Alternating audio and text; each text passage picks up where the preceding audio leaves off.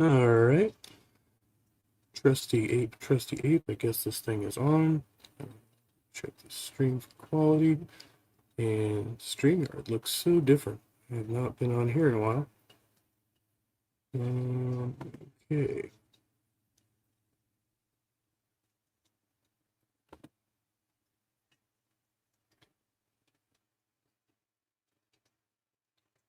Just checking out Brojo's live. I see Pixie just started a stream. Pixie Storms.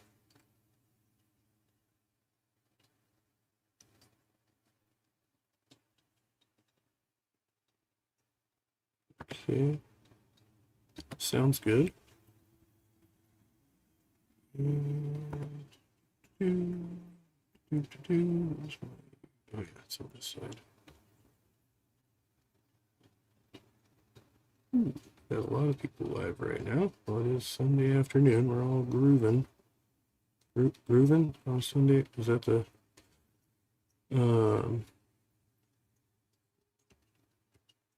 get out of here. What is going on with this thing?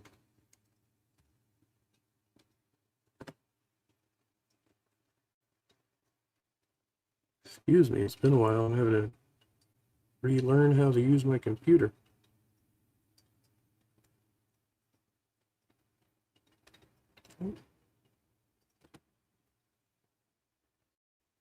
There we go. It's taking a minute to load this up.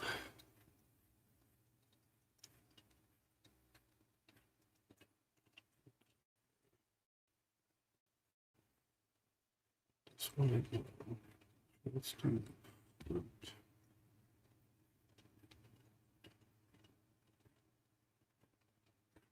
Sorry, I'm moving stuff around. Skeptic Philosophy, how's it going, man?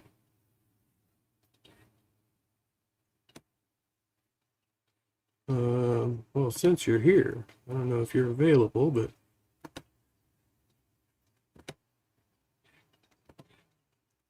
there's an invite link for you.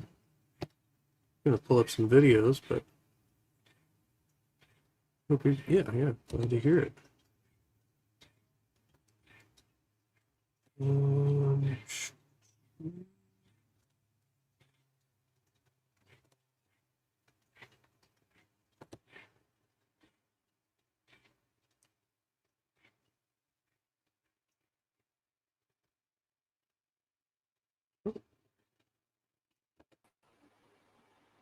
Hey man, how's it going?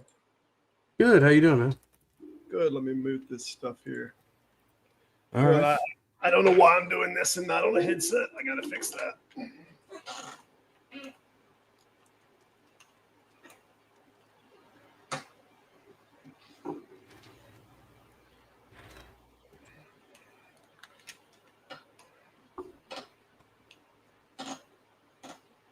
Yeah, I got to use earbuds. I broke my headset. Well, the kids broke my headset. Missing an earbud. I can't really do that. Yeah. Hopefully that fixed it.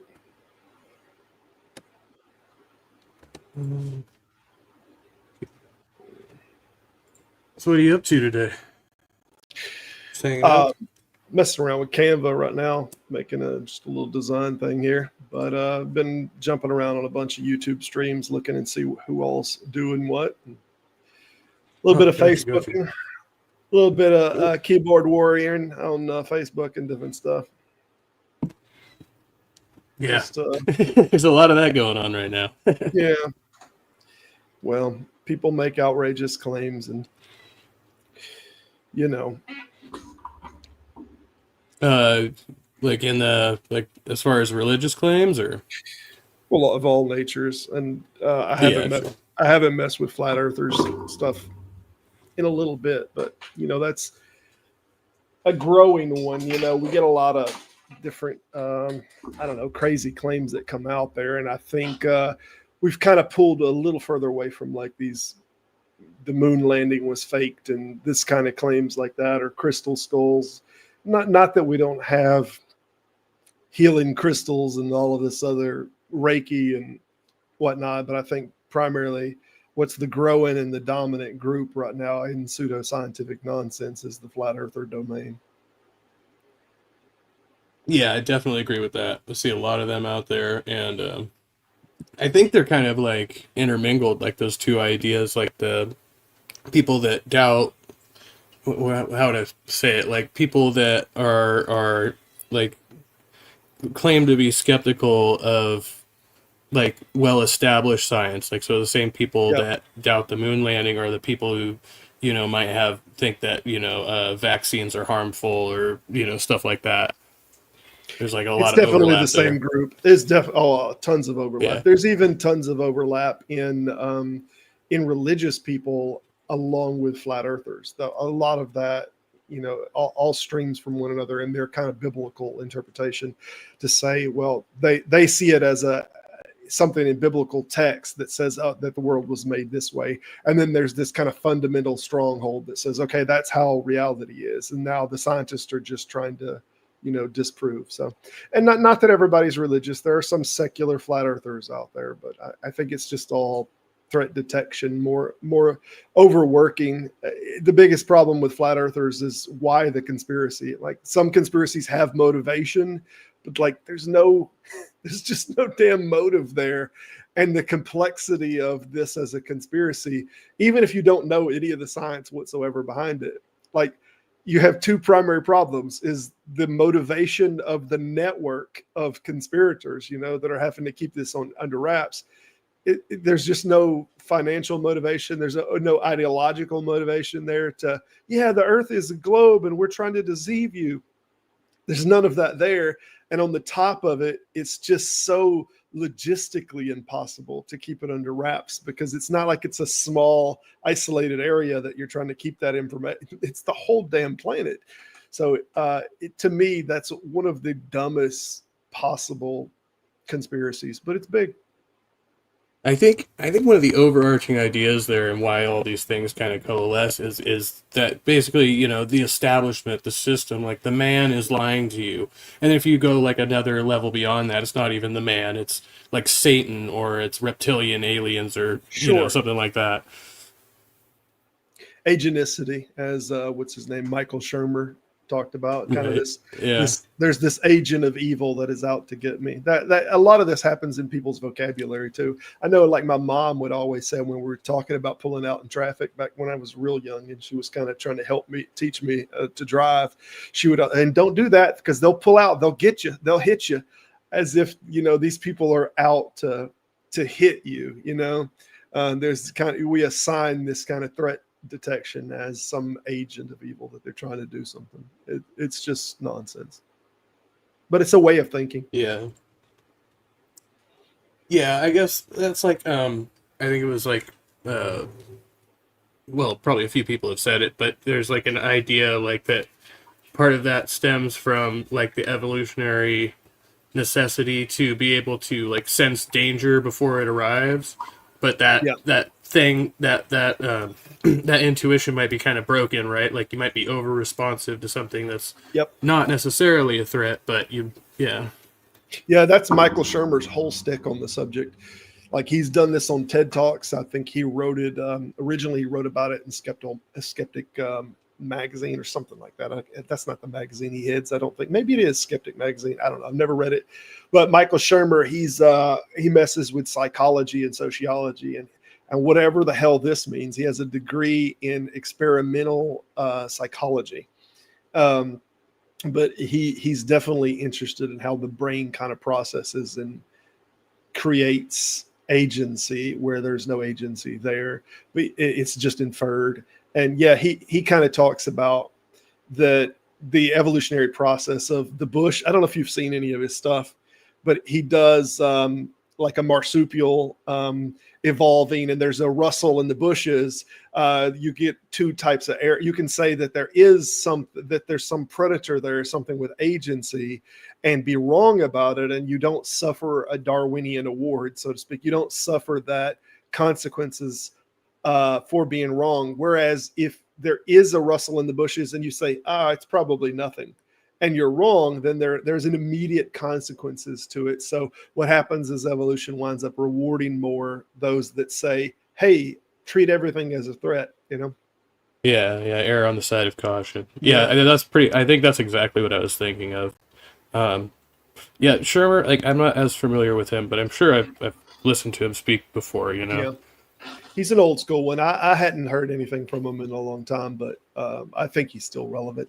I think he's shared the stage with some of the older. I'm trying to think what they called the group. I thought it was a ridiculous group name, but something atheist, like the Four Horsemen group that they used to refer Right, yeah, to. yeah. He shared the stage with them. I don't think he was ever, one of the bigger pillars of that group. Right, yeah. Some people kind of try to, like, especially, more famous people would try to dissociate from that so Yeah. that it doesn't taint their reputation in other areas or whatever. Yep.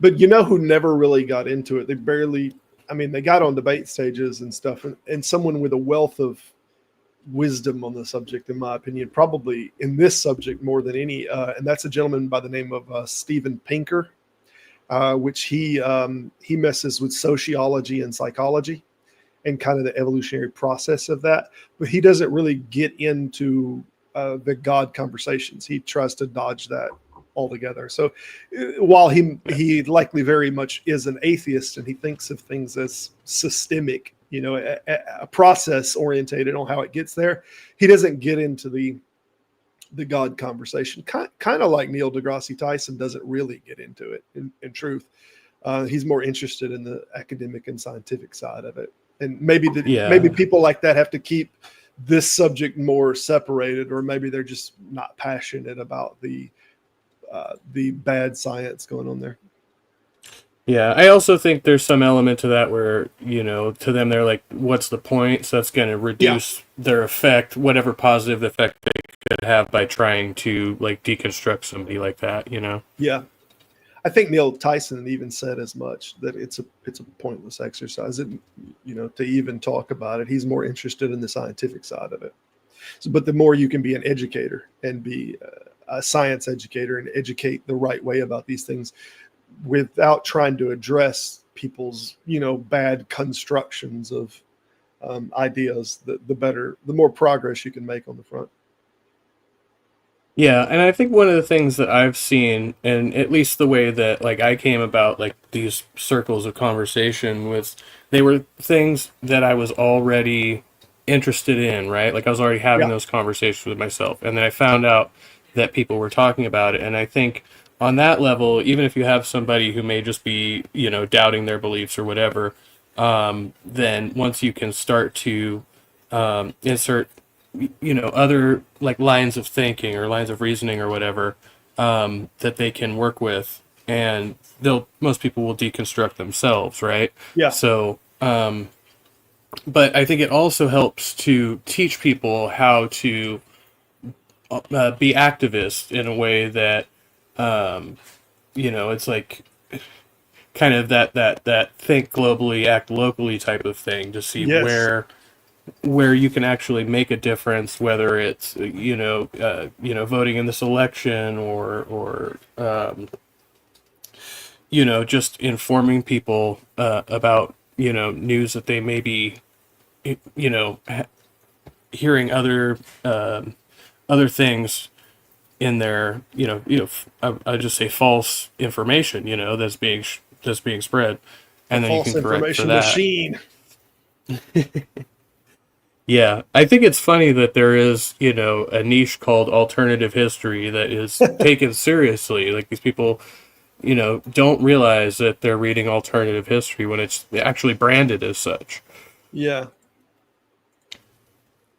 Well, Um, I don't know. There's not a so, lot that I don't trust on the historical side, to the degree that there's not private interest groups in the historicity. So, like when you look at if you're talking about the historicity of a specific religion, obviously using their historical documentation, obviously it has a vested interest, whereas people from the outside, but this happens the same with countries. We do the same thing with nations that have kind of vested interests in the ideal. Whether you're looking at like French Canadian wars or stuff, there may be a kind of a different version of history from one side to the other, because there is this kind of vested interest in the ideal of patriotism and the ideal of like that nation, having some sense of piety or righteousness in some way about the decisions that they made. So we always try to look back at ourselves, and we look at like Christopher Columbus and all these characters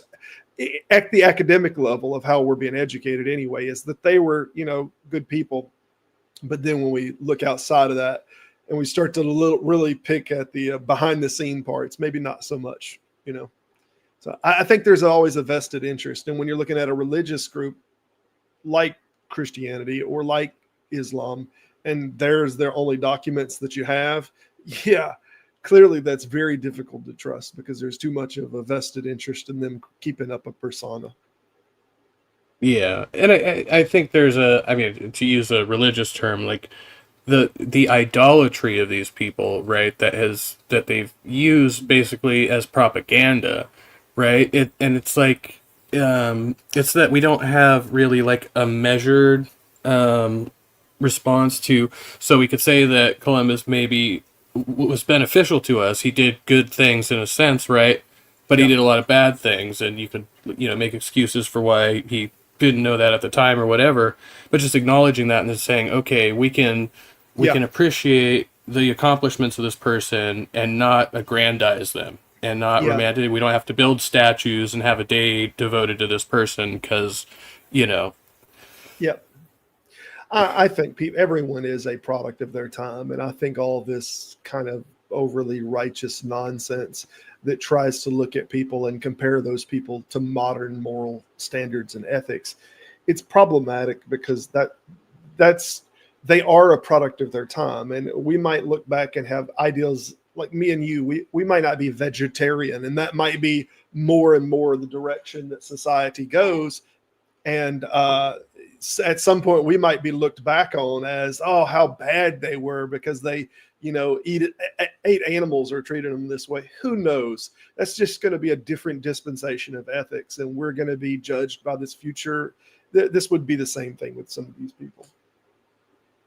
I'll be right back now. You need to go for a sec? All right. And for those of you who don't know, on the channel, I was a vegetarian for a couple of years, but that was a while back.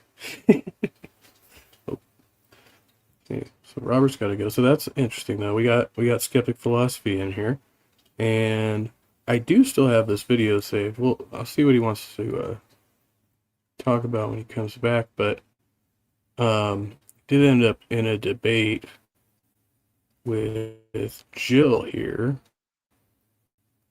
Where is it? Is that far back? Oh. There. That I have saved. We watched a little bit of it. See whether it's to go back and review that or talk politics or something. Because I was possibly gonna talk on some politics, but basically all I'll say about that is, well, I did a video the other day saying really most of what I need to say about that. I can't believe this conversation is still going on. Like, this is so drawn out. It's crazy. Just there's a real war of ideas going on over this individual who I don't take. Anyway, all right, no.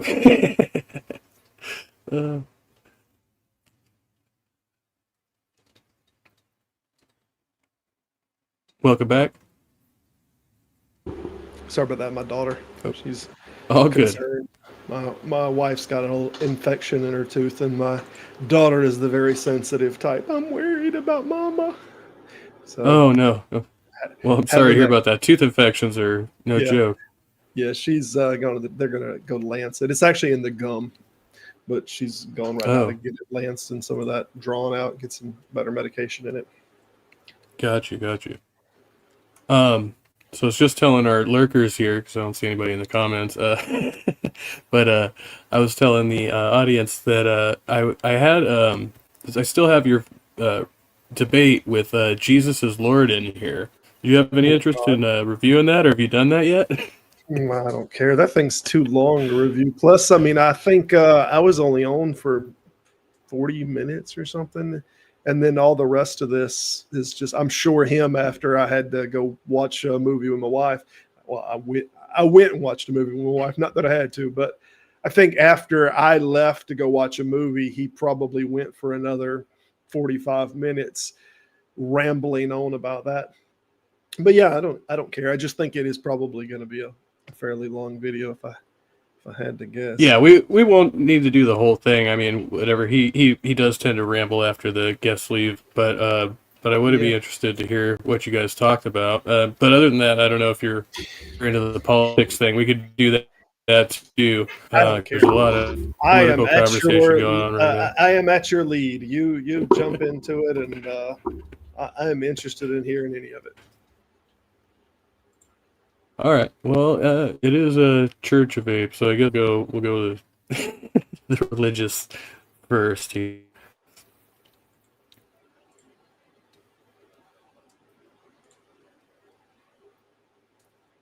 I'll back it up because I got a few minutes into it. Just watch in here 13 minutes. So I've never looked at it after the conversation. I'll tell you that. I had the conversation with him. Yeah. I seen later that it published, and I was like, wait, this thing's an hour and 33 minutes long, but we only had like a 40-minute conversation or something. So, I mean, I can only assume that there was more of this defensive posturing. I don't know. Maybe he moved on to another subject. I don't know. But it's likely the case when that's the core of your subject in the conversation. He put my picture on the video cover. So, yeah, I saw that. I lost the video, looks like. What's going on? It froze on me. Okay. Let's see. Is this... Okay, this is it. It's taking a really long time. About Sorry. Ecclesiastes 1:4. A generation goes and a generation comes, but the earth remains forever. Will it? Wait, no, that's not it. That's definitely How did we not get it. there? Mm-mm. This guy's probably it. Like, Oh, maybe this is the guy's video, but maybe he started covering someone else's video. Is that what's going on? Maybe. I don't know. Because 2 Peter 3:10 says that the earth will be burned up. All right. Will the fire in Second Peter destroy that's exactly what's going on. earth? In 2 Peter chapter or the second epistle of Peter, chapter 3, the fire that is spoken of is not intended to completely destroy the earth, but rather to purify it. Okay. This is a constant theme throughout Scripture. So if you're not familiar with Scripture, then you're going to miss this important concept. Paradise lost will become paradise restored. Not paradise lost will become the earth being destroyed, but the idea is that God is going to restore all things to new. So the entire cosmos, Paul talks about this in his writings, that the earth, he personifies the earth, and he says that it is moaning and it's groaning and waiting for its liberation from decay. Quickly say hello to Dr. Mordecai Cassius Marcellus Jones Jr. So this is, I guess, his intro while he's waiting for you to come in. What do you think about this? I had a struggle with finding him. You know, someone has apparently trolled him and has created an account just like his. The image, something's like one letter is off or the spacing is off, but there is a troll account made of him. And I told him about it whenever I got in, when I found the right channel, and he's like, I am aware of it. And I'm like, dude, I kept waiting for that because I had subscribed to it and I was waiting for it to start. I don't know if you were present. We were in someone else's comms having a little side chat. And whenever he said, you know, somebody debate me, and I'm like, I'm right here. And well, you won't. Yeah, I think that was over here. Oh, was it here? You guys were over here. Yeah. Okay, I didn't remember where it I was wasn't. at.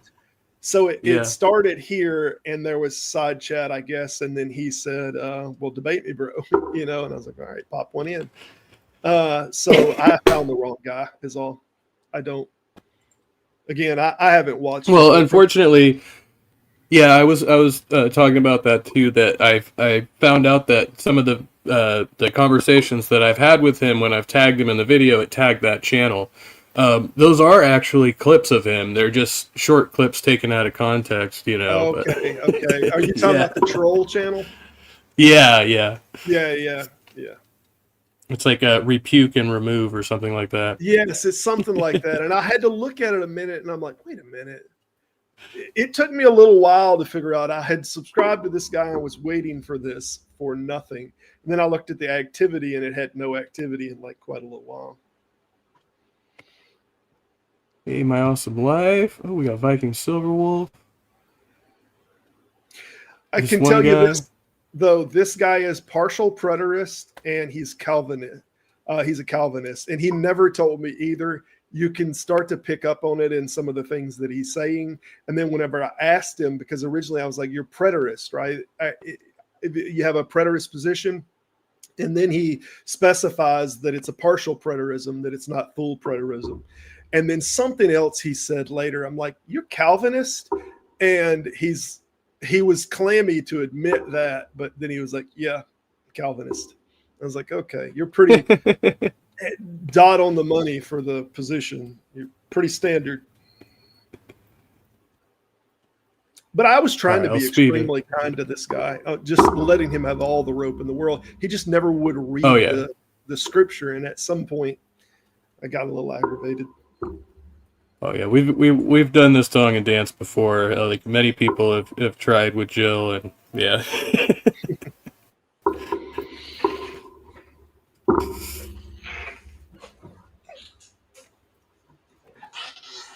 So entropy will be no more. Okay? Everything will be restored to new, and it won't have a life cycle like everything does today. Okay? Or an expiration date. That's basically a constant theme throughout Scripture. Skeptic philosophy is in the chat, and he's going to come in because he believes he has found something wrong with one of Jesus's prophecies. So we're going to take a look at. I hear you. Can you hear me? Oh, that's much better. Yeah, we hear you now. So what's the passage you want to look at? You argue that Jesus is a false prophet? No, hold on. You're getting ahead of yourself. Give me one moment and let me get some push to talk set up here. One moment. Okay. I made a claim that Jesus said, and the early church thought it so. Okay. Fact of the matter. How's it going? Is this Hillary? Is this Hillary's email? Did you change your name to fact of the matter? Oh, come on. Well, Hillary's email was difficult to search. Whenever your Spurgy mods would put me in timeout, I would try to use a sock, and I would never be able to find your channel under the sock. Can you hear me right now? Yes. Yes, because of Hillary's 30,000 emails every time you search for that. So, yeah, that might have been a good idea to change your name. And the trustee Ape is here. How's it All right. going? Oh, you did pop Hey, in on okay, that. so Skeptic Philosophy is back, and So the claim that You I have one. made, and I think was Okay. the basis of our disagreement, was that Jesus said that this generation shall not pass away before all these things are fulfilled. Now, above That's that passage, there were many things that were listed, and this was apocalyptic. Yeah, I think when this happened, you guys were in the chat, and then you went to do a stream, and I ended my stream and I listened for a little bit, but Okay. then okay. I had to go do other things, so Okay, that's okay. that's what happened there. Event. And I don't mind getting into the scripture. I'd hope, in fact, that you put it on the page here. I'll pull up a few of them because this was mentioned in 3 of the 4 Gospels. And we also have another scripture in Mark that says that this generation shall not taste death before all these things be fulfilled. The I early had to have church been on my phone. believed that Christ was Right, going to come back. well, hold in on, their hold time. on. Before you go And there's off many on it, such well, as before you Clement in hold on, chapter before you go off on a 23, that is rabbit trying to trail, defend this problem can you that- hear me? that Jesus didn't come back. And Can they were you all hear me, sir? expecting Can him. you hear me? Hello. Before you go off on a rabbit, as you're trying to quote the Bible to him, he Maybe my stops you. head. Actually, I wasn't on my phone. I realized my headset must have been cutting out. I think was what was going on, and I wasn't hearing. Yeah, Oh, so you couldn't hear him there? Okay, I couldn't hear him. I think that's Trail. what was happening that night. that's not got you. All right. the contention. because Jesus did say within a generation. Okay, the argument, maybe you didn't read it in the side chat, or maybe you didn't hear me a few seconds ago, is that Jesus is predicting his coming in Hey, Captive Jess, good to see you. judgment. Hey, Dave. Okay, the moniker or the idiom coming in the clouds always represented judgment in the Old Testament. So when Jesus says he's coming in the clouds, he is saying he is coming to judge Israel. And that did happen within a generation in 70 AD. And there were people who were alive who saw that fulfillment, or who saw that prophecy being fulfilled. Okay. Do you think this is a They saw a man in the clouds in 70 AD. Is that what his argument was? Yeah. There? Yeah, this is like there's some groups in the partial preterist group that believe that there's a third coming. And I always try to point that out and say third coming, because they don't like that term third coming, because there's generally this ideal of the second coming, but this would actually in their model be the second coming, that Jesus came a second time at 70 AD, and that this is how, the destruction of the temple, that it might be more in their mind symbolic. It's not the one. They kind of divide this from the parting of the clouds, and that it will be like, you can see it as far as from the east to the west scriptures, like a lightning strike, I think is what the Bible compares it to. So they kind of divide it like this is this intermediate visitation. And I call this their second coming, and that the end is the third coming. And they're like, no, I didn't say that. Yeah, but that's exactly what you're saying, is that there's another intermediate coming, unless you count Joseph Smith's, and then in which case we're waiting on the fourth coming. Right. Kitty Lunacat, welcome to chat. Meow. I recognize that user. Mods, watch out. This is a mainline Christian position. Of course it is. It's always been the case for decades. This is more of a Is this your first? Let me ask you a question. Is this your first time hearing that position?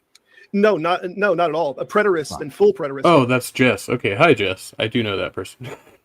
Use it all the time. That the full fulfillment of that was done, but that is a preterist position, not really a Christian position. Well, that's not my position. I didn't say the full prophecy was fulfilled, because there are several, just like all of the prophets. After sure, but he said all of these things will be fulfilled. That means we have to look at the full prophecy of what was above that text. So in that context, we're talking about three or four things that were mentioned there, and he says all these things will be fulfilled. So all of them are criteria. We'll look at the verses on. Okay, all these things, all what things will be fulfilled? Greetings, Clockwork Rex. See you. So what's the book, chapter, and verse?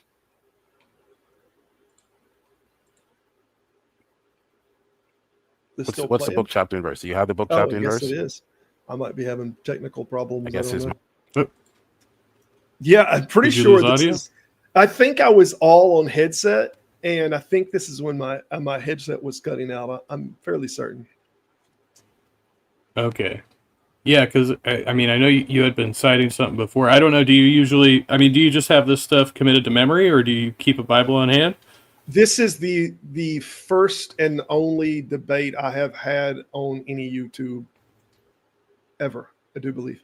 I really haven't done any debates. So this is the first one that I ever had, and I did not have a boom mic set up for sure. I had some conversation on a phone, I think right before this one I had done with somebody, but I think this is the first one that I actually got on any YouTube channel at all. Okay, got you. But I mean, your knowledge of the Bible, you used to be a believer, I take it. Right. I used to be a believer, and I've studied it for quite a bit. I just haven't. It's just been more from my personal academic side of that I just want to understand it. And I've read a lot on it, but have I engaged in debate? I had a while back on like Discord. We got into a little bit of back and forward, but then I took a long break from it, and something kind of sparked the fire, and I come back in this all the way. And it happened with my child at school, at a public school, with them leading children in prayer and this, that, and the other. And then I decided there's no, parsimonious way to do this. There's no look, because I live in the South, and for the most part, I kind of wrap this up to, I don't care for this debate. I don't care to believe it, but I don't want it pushing in on my family. but it seems that there's no middle ground here. There's no point at which they're going to stop trying to push this into children, push this into politics and everything. So I kind of got back on the warrior bandwagon and decided I'm going to, start being a voice again. Yeah, good on you. But yeah, I mean, obviously, take whatever time you need, because I know from my conversations, it's taxing. Like when you're having back and forth, it can be emotionally draining. And I see we got Jill here in the chat. Good to see you. His mic went out, maybe. Your mic is muted. You muted yourself, so. Let me see if I can find the book chapter and verse. Yeah, what's the book? I put it on the side here. We got several different verses on this. We got Mark 19, 24 through 30 is one of them. Again, this is mentioned in 3 different gospels. So this is a pretty consistent prophecy. It is a prophecy speaking about Jesus coming in judgment. So, yeah, there are things that are spoken about that will happen within a generation, and then there are things that are spoken about that will happen when Jesus returns the second time. But what's the book, chapter, and verse? Let's pull it up on the screen. I put it on the side there. Did you see the Mark thing? I'm sorry, I sent it to you on the message page of this app, whatever this app is, this Duck app. Free Palestine. Palestine is free. Free to leave. You put it in the private chat. Okay, Mark 13. Let's pull up Mark 13.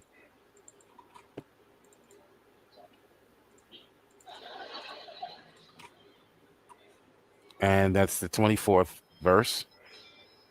We'll just pull up. That was Matthew also. Matthew 24, 4 through 5 and up to 11 also mentions it. All right, we'll pull up Matthew 24. And I want you to notice something here right off the back. When you do a Google search, I'm going to share my screen. I want you to notice what the translators noticed. Okay. You say there's this Christian mainline teaching. Yeah, it is. It's been for decades. I don't know where you've been or who you've spoken to.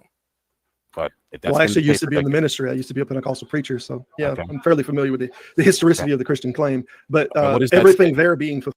Oh, he used to be a preacher, too. It's like Robert had to walk away. But, yeah, I was just about to say, I thought that he had changed the screen share here. So he actually pulls the verse up on screen. So, yeah, you actually just indicated in the video, and I'd forgotten that you said that you used to be a minister. Yeah, barely got into it. It was, I was doing a little bit of evangelism, like 4 or 5 sermons, and I was, at the time, is all I had done, and a little bit of fill-in for youth pastoring and whatnot. But I was doing theology summer schooling, and I kind of come to the conclusion that this is bollocks, and I left it. So it was through kind of getting into leadership that you deconstructed? Yep. Okay. How long ago was that? Could I ask? Whew. I am 43 now. I was 21, 22. So over 20 years ago. It was a long time ago. Gotcha.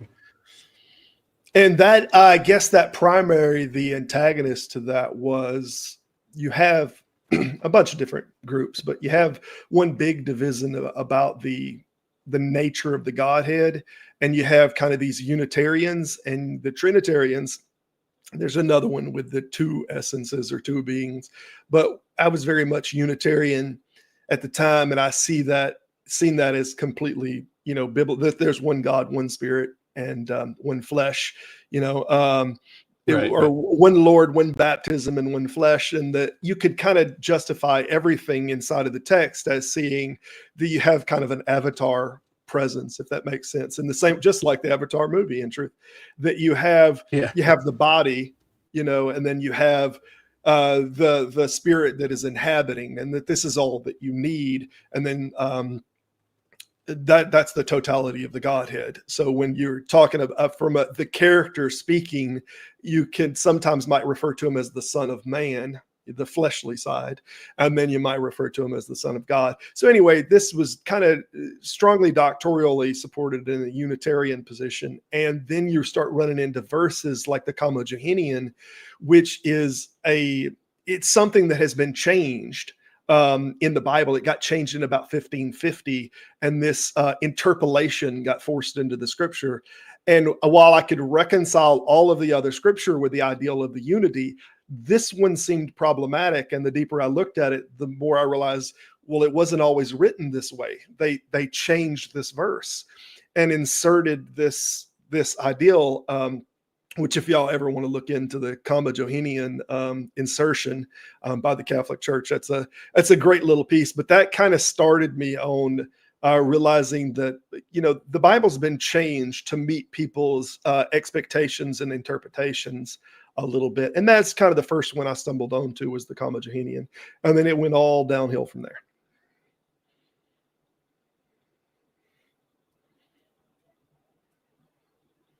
Still there?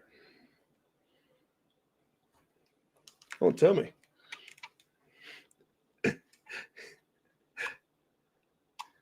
That's not me that's lost y'all, huh?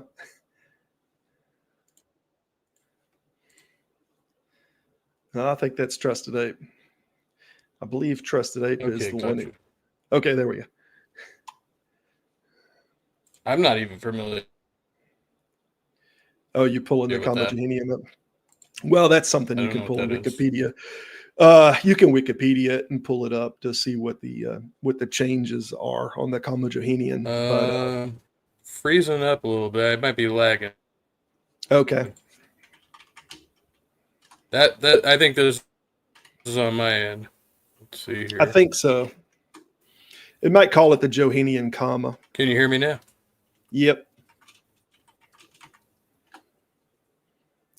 Yeah, I think it's commonly referred to as the Johannian comma.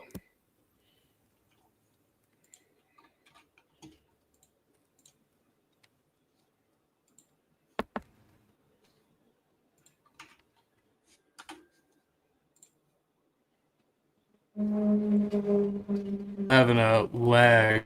Maybe you want to try going off camera? Yeah.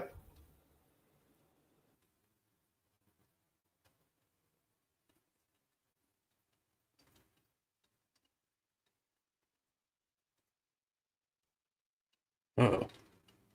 Can anybody hear me? No. Can you hear me now?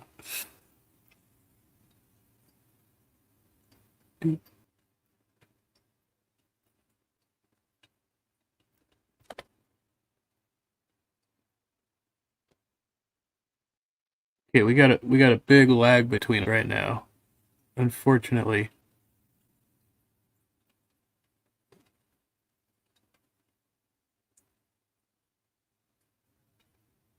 You can come back. I've lost my guest. You can hear me? Okay, I had a huge lag going on my end. There with Robert. I don't know what happened exactly.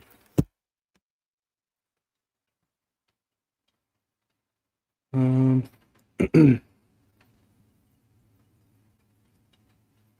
see if I move this thing. This improves the quality of connection. Jules says Christian scholars have known about textual variants for centuries. Oh, Dr. Kinley.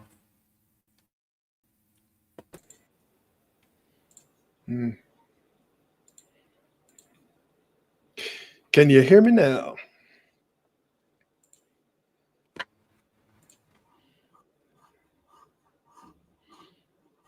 Can you hear me? I hear you now. Anyone hear me? All right. Yes, you're back. Yeah, that's I could hear you before, but there was just a big lag, like a time lag. Yeah, textual variance is a completely different subject. This is an outright insertion. You can see Bibles before 1550 that it wasn't present in it. It was completely different. So this isn't textual variance. This is an outright insertion. They interpolated it as meaning this and then put it in there.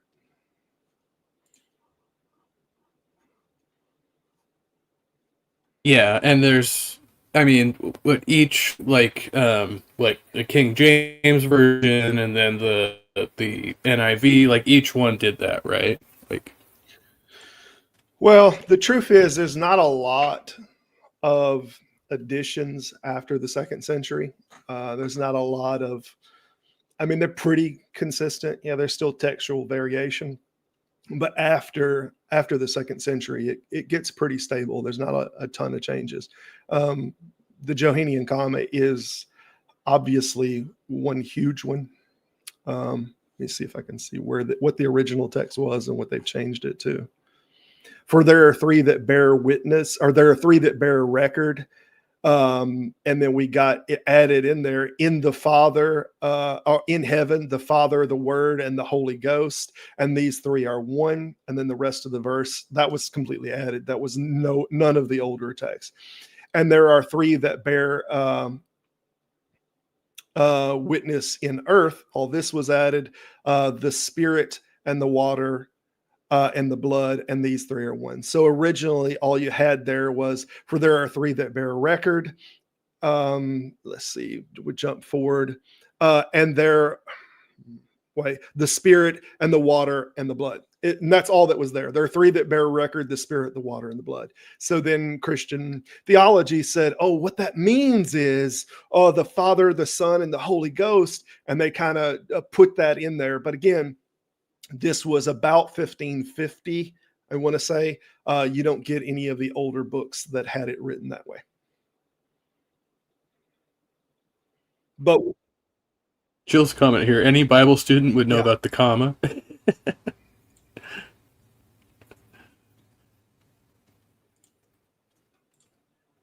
What do you think about that? would know about the comma, Johannine? Yeah. I mean, it's where I first kind of stumbled into it. And there was, obviously you have different kind of theology courses. And when you're in this Unitarian one, they try to wash this over, because all of these very fundamentalist religions want to hold the main line that the Bible is inerrant. It's inerrant.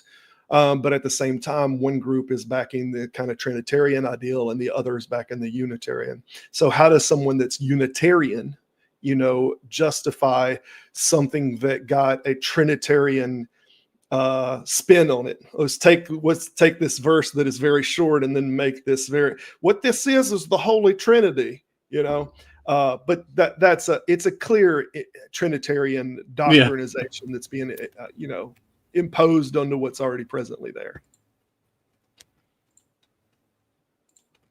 Yeah, I heard another channel recently, they were trying to kind of explain that away. They said, just don't think about it too much, and I've heard a lot of, like, some people compare it to water, because if it's either steam or it's ice or it's water or something like that, but... Yeah. Well, and a lot of them will give you the notion that it's just clarity. We were just clarifying what it was what the word meant. We're just trying to tell you what it meant. That's all, All right, well, leave that for people, you don't have to write all of that in. Just leave what was there. Yeah. I want to say welcome to Pop Alex 2222. Welcome to the show. And Dr. Mordecai says the Bible is about a god or gods and stuff, and the gods and stuff like that. Yeah, that's true. Do you want to answer Jill's comments here in the chat? This passage, he says, this passage, whether in the original or not, bears no consequence. The Trinity is taught in Scripture. And then he says, the Father, Son, and Holy Ghost are taught elsewhere, not in a comma or addition of one line. Perhaps for clarity, this is nothing. Yeah, this is just a dismissal.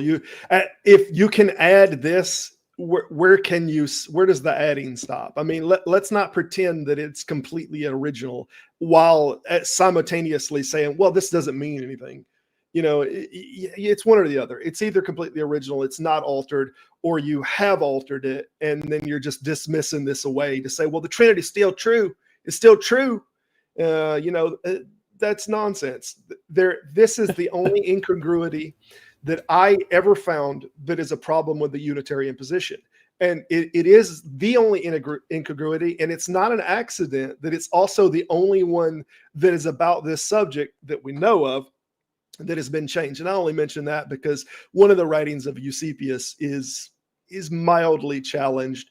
I say that Eusebius made a comment in 325 in one of his books about the Matthew passage. He cites the passage that says, baptizing them in the name of the Father, Son, and the Holy Ghost. But when Eusebius is recorded saying it, he says it 3 different times. 2 of the times he doesn't use the Father, Son, and the Holy Ghost. He says teaching and baptizing in the name of the Lord.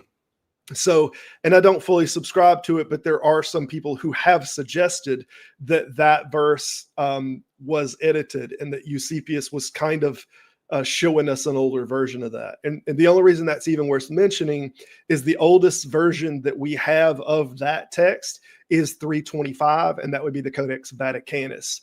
And we don't have that specific verse that's older than that says baptizing in the name of the Father, Son, and the Holy Ghost. But Eusebius cites it, and he doesn't say Father, Son, and Holy Ghost. He says in the name of the Lord. So that's something I else. I also think it's interesting. Go ahead. This concept, I guess, is also kind of translated in Catholicism, where they reverence Jesus' mother, Mary, right? But the other Christians reject that, right? Like they'd say, no, Mary can't be part of the Trinity. But that's basically what Catholics believe. Yeah, that's because of the Evangelium of James. That whole book used to be highly coveted by the Catholic Church. I don't want to say it was ever canon, but it was definitely, believed in, greatly. I believe it's called the Proto-Evangelium of James. And that kind of puts Mary at a very coveted position. And it also kind of defines her as being perpetually a virgin, that the man Joseph was just a much older guy, and that he kind of took her in under his wing because there was some circumstance where she needed to be protected, and he was going to be her caregiver, but that they never actually, their entire marriage, that they never had sex. And that's all from this Proto-Evangelium, which I don't remember its time framing, but I think it's dated around 210, 220, if I'm not mistaken. Again, I haven't read or messed with that. Okay, so maybe, I don't know, did the Bible state, or maybe is it just speculated? I thought somebody had said that Jesus had a brother. I thought I remember that being in there, but I can't remember any specific verse. Right. Right. It refers to James's brother. I think the original Greek word that it uses, though, the Catholics argue that it's not his physical brother. And that's kind of the position that with James, that again, that's not the Protestant position. The folks that you'll have in here that are Protestant, maybe even rebuke and reprove, likely don't hold that position. That's a very Catholic position there. But all of that relates back to the Proto-Evangelium of James creating that position. So they think James was somebody that Jesus told James to look after his mother, right, at one point, and that makes him something of a stepbrother, or whatever you want to call it, or very symbolic, kind of into the family, but that he wasn't a flesh and blood brother. That's the position of the Catholic Church, anyway, as I understand it. Right.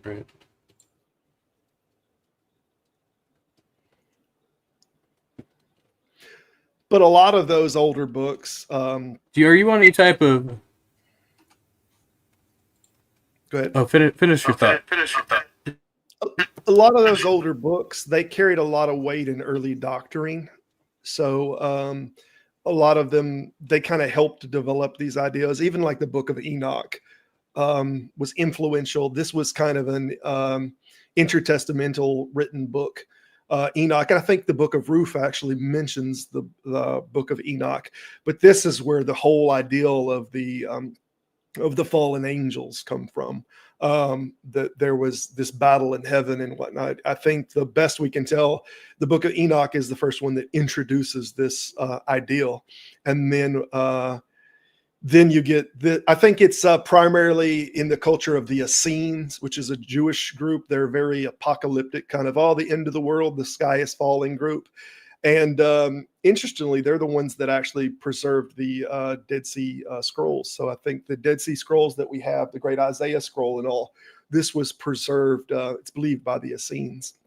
But they messed with the book of Jubilee, likely come out of their ranks, and the book of Enoch. And they kind of influenced the culture. But then the Catholic Church, reading the book of Enoch, had all kind of theological problems with the book of Enoch. So it never become canonized. But was it ever it was referenced, I'm pretty sure, by Ruth, referenced it and even said like one little verse or something out of it. So it was highly recognized in the early Catholic Church as canonical, but several were recognized as canonical in the early church. And then they started having more theological problems with them. And some of it was dating. In truth, some of it was they were trying to figure out the dating of them and whether they were pseudepigraphical or what was going on with them. And they kind of pushed some of them out and said, these are non-canonical.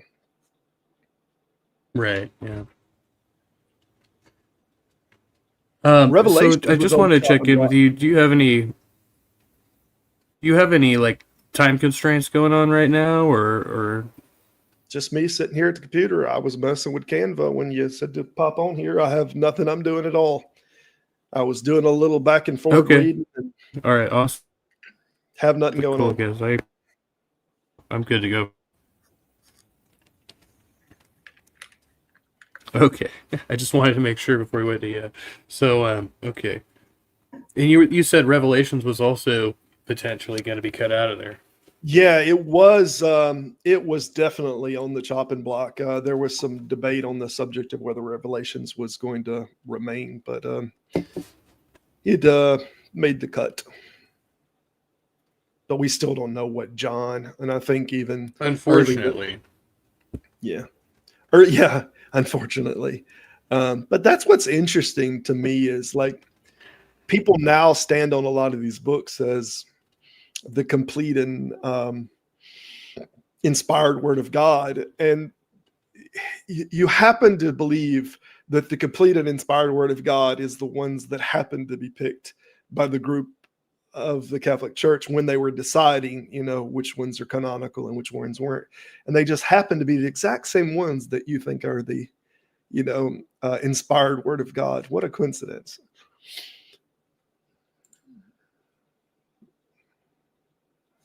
That it is. Okay. Yeah, I mean, I see the Bible that way as it is to me, like, it's just a means of controlling people, and anybody who can. It's kind of like was it like the 48 laws of power or something like that? But back then, all you have to do is you embrace this idea, and then you teach it to people, and then they're going to revere you, like something like that, and they're going to give you their money because, Actually, it's even like more like Machiavellian, I guess. Really. Well, Greek had the advantage that it had Rome, and like Rome was every place that Rome took over, it was kind of, gathering a lot of their concepts, not just inside of religiosity and religious history, but like their ideals of what were their pipes? They used lead pipes that they wound up running all throughout the cities. A lot of these places that they conquered, it was kind of a piecemeal of everything that they were learning from all these other cultures. They were incorporating it into their own, whether it was methods of steelworking or everything. But a lot of it was kind of their mythos and their mythology as well. So you get a big mix of this, and then you got all this in the literature. So everybody's kind of inspired to learn Greek because it's kind of the trade language of the time, in the same way that English is the big trade language of today, but that being the big trade language, when people were being taught, even when Jews and whatnot were trying to learn Greek, obviously they learned some of this from Homer literature or from other literature that was prevalent inside of the Greek culture. So a lot of this mythology is being taught to them. It's not a surprise when you read First Clement, which is dated at like 95 AD, that he mentions kind of mythical creatures that were prevalent inside of the culture of Greece. He used was the phoenix that he talked about. I want to say somewhere around chapter 30 in Clement, that he talks about the phoenix, the firebird, and he talks about it as if it's a real thing and that it's a symbol of the renewed birth and whatnot. But this phoenix this is taken right out of like the Greek culture. So people that are, even if they're Jewish or they're originally Hebrew, taught, they're learning this language, and in the way that they learn this language is through their mythos and through their mythological stories. Yeah. And the Greeks also had a lot of slaves. We don't often give the Greeks enough credit for that.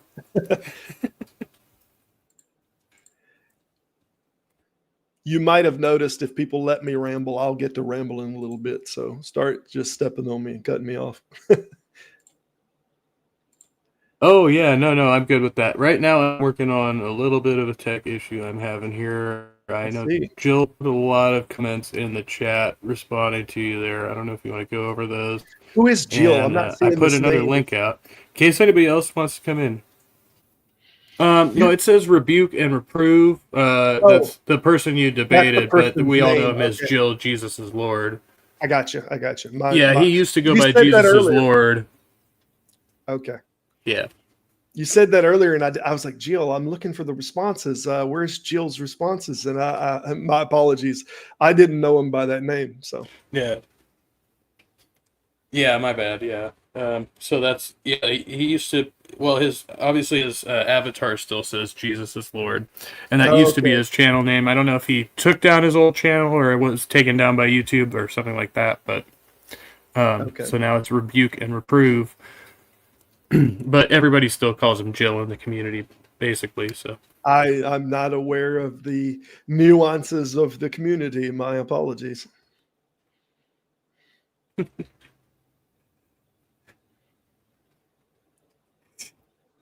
Dr. Mordecai says, practicing Greek in Rome, the link between Catholicism and homosexuality. Mm-hmm.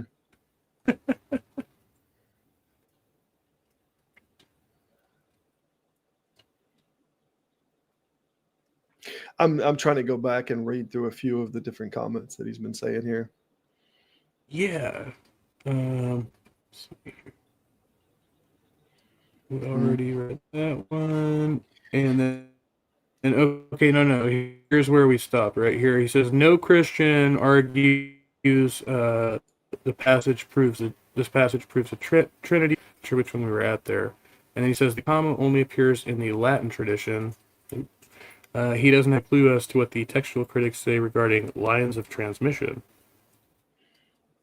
Yeah, it's just not in any of the older ones. You can't find it all the way, I believe, from the I'm trying to think of the name of the Bible, the Tyndale. You can't find that Comma Johannian from the Tyndale all the way back to the Codex Sinaiticus. It just isn't in anything in between. So and there are Latin versions.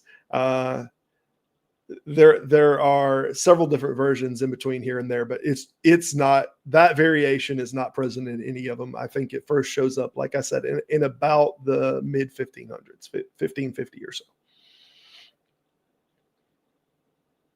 So that's one of the most recent and most obvious, the most kind of indisputed kind of that was pushed in there. And it's justified. And actually, there's some versions that are not KJV that actually take it back out. So, and I don't know if it's the NIV that does it, but there's several versions. And the New Revised Standard Version, updated edition, I know they don't have it present. And there's several that they don't have that edition present. They know it's not authentic to the text.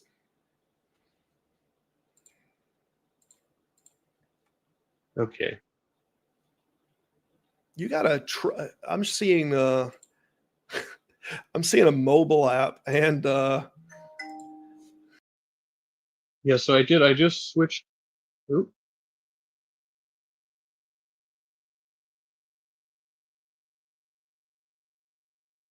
Okay, he's back. oops, my bad.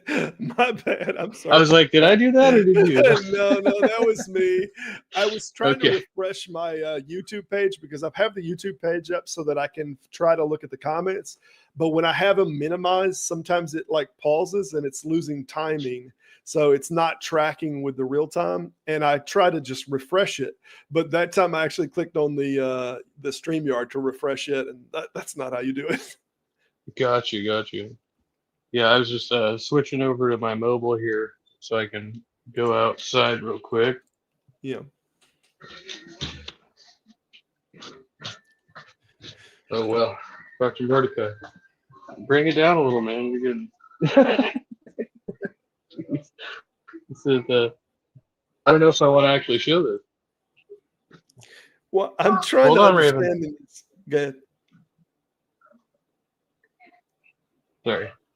Go ahead. I'm trying to understand this comment from Dr. How do you say this? This doctor gentleman. Dr. There you go. Mordecai Thank you for Cassius Marcellus Jones Mordecai. Jr. Okay. I appreciate this being put on the screen. Were you sexually molested or abused by an old? No, I was not any part of the Catholic tradition.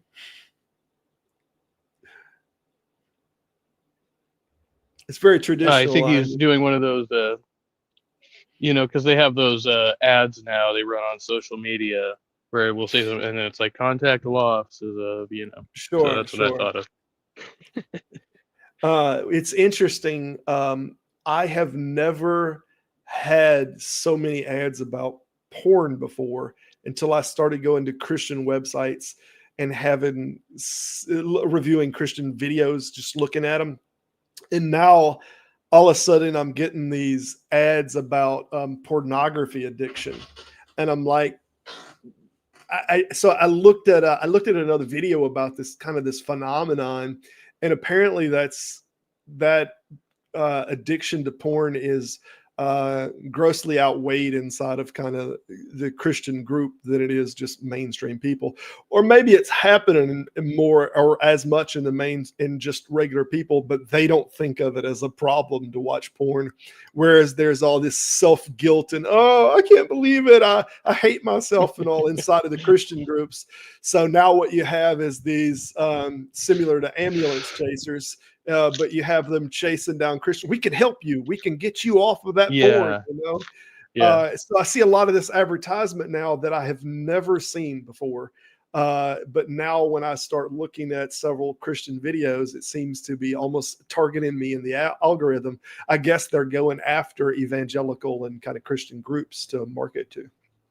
Yeah, I find that a lot with YouTube, and I've noticed that whenever it's like if I'm on atheist content, it'll be like an LDS advertisement or, some other kind of religious advertisement. And then when I look at, like Christian content, that's when I start seeing those videos like you're talking about that says, Yeah. I used to be addicted to the word and stuff like that. Yes. Yeah, I've definitely seen it too. It's algorithms. They're crazy, man.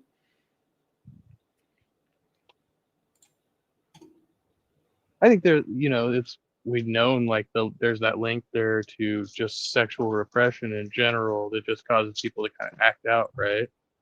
Yeah. Within religious communities. Yes, breastfeeding might be a gateway sin. It might be leading us in. That's how it starts. That's how it starts.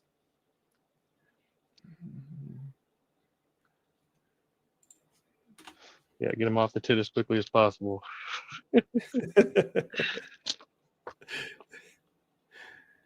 Church of Ape, huh? I guess you just do this on a Sunday. Let's talk about the good news, huh? Yeah, I think I did it as a joke a while ago, and it's happened a couple of times now. Yeah.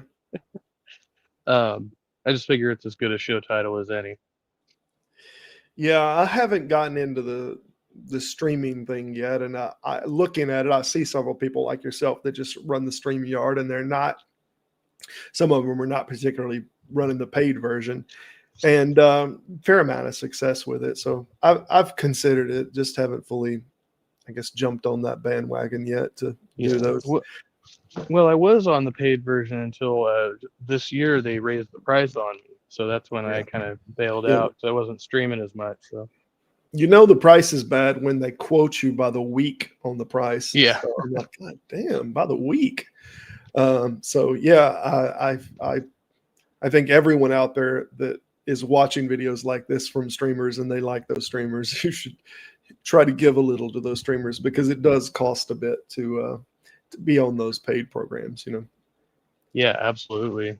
And the time you put into it, Yeah. I mean, I would just say, like, for anybody who's running a stream for, I consider it, mainly entertainment purposes, I mean, you're putting time into, hopefully trying to put together something of quality. Although I do consider this more a form of activism than entertainment, in the context that we're doing it. But. Yeah. I should have put together that you were a smoker whenever I seen two apps opened at the same time. When I seen, I should have put that together. But I'm actually going to have to go AFK for 1 second because my wife, like I said, is at the hospital. I'll be right back. No problem. Do what you need to do.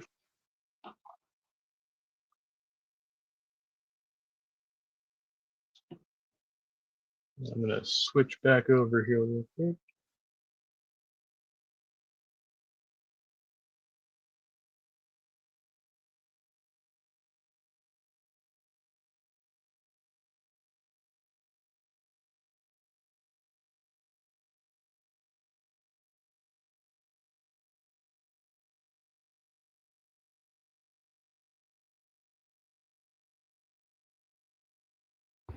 Sorry, I did want to at least find out that the lancing went well and that she's fixing to be coming on back to the house. Okay, sounds like everything went well then. Yeah, I thought it was going to be a short, easy thing, but she just had an abscess going on next to her tooth. Not an abscess, I don't know what you want to call it, but it was like an infection. She went to the dentist, and then they were like, "I don't think there's something wrong with the tooth. It seems like it's an infection." So they gave her some medicine, and she went home. But it took no time at all for it to continue to swelling out from underneath the tooth and the gum. So then we visibly saw like it poking up in the gum, and we're like, golly, you need to have something done about that.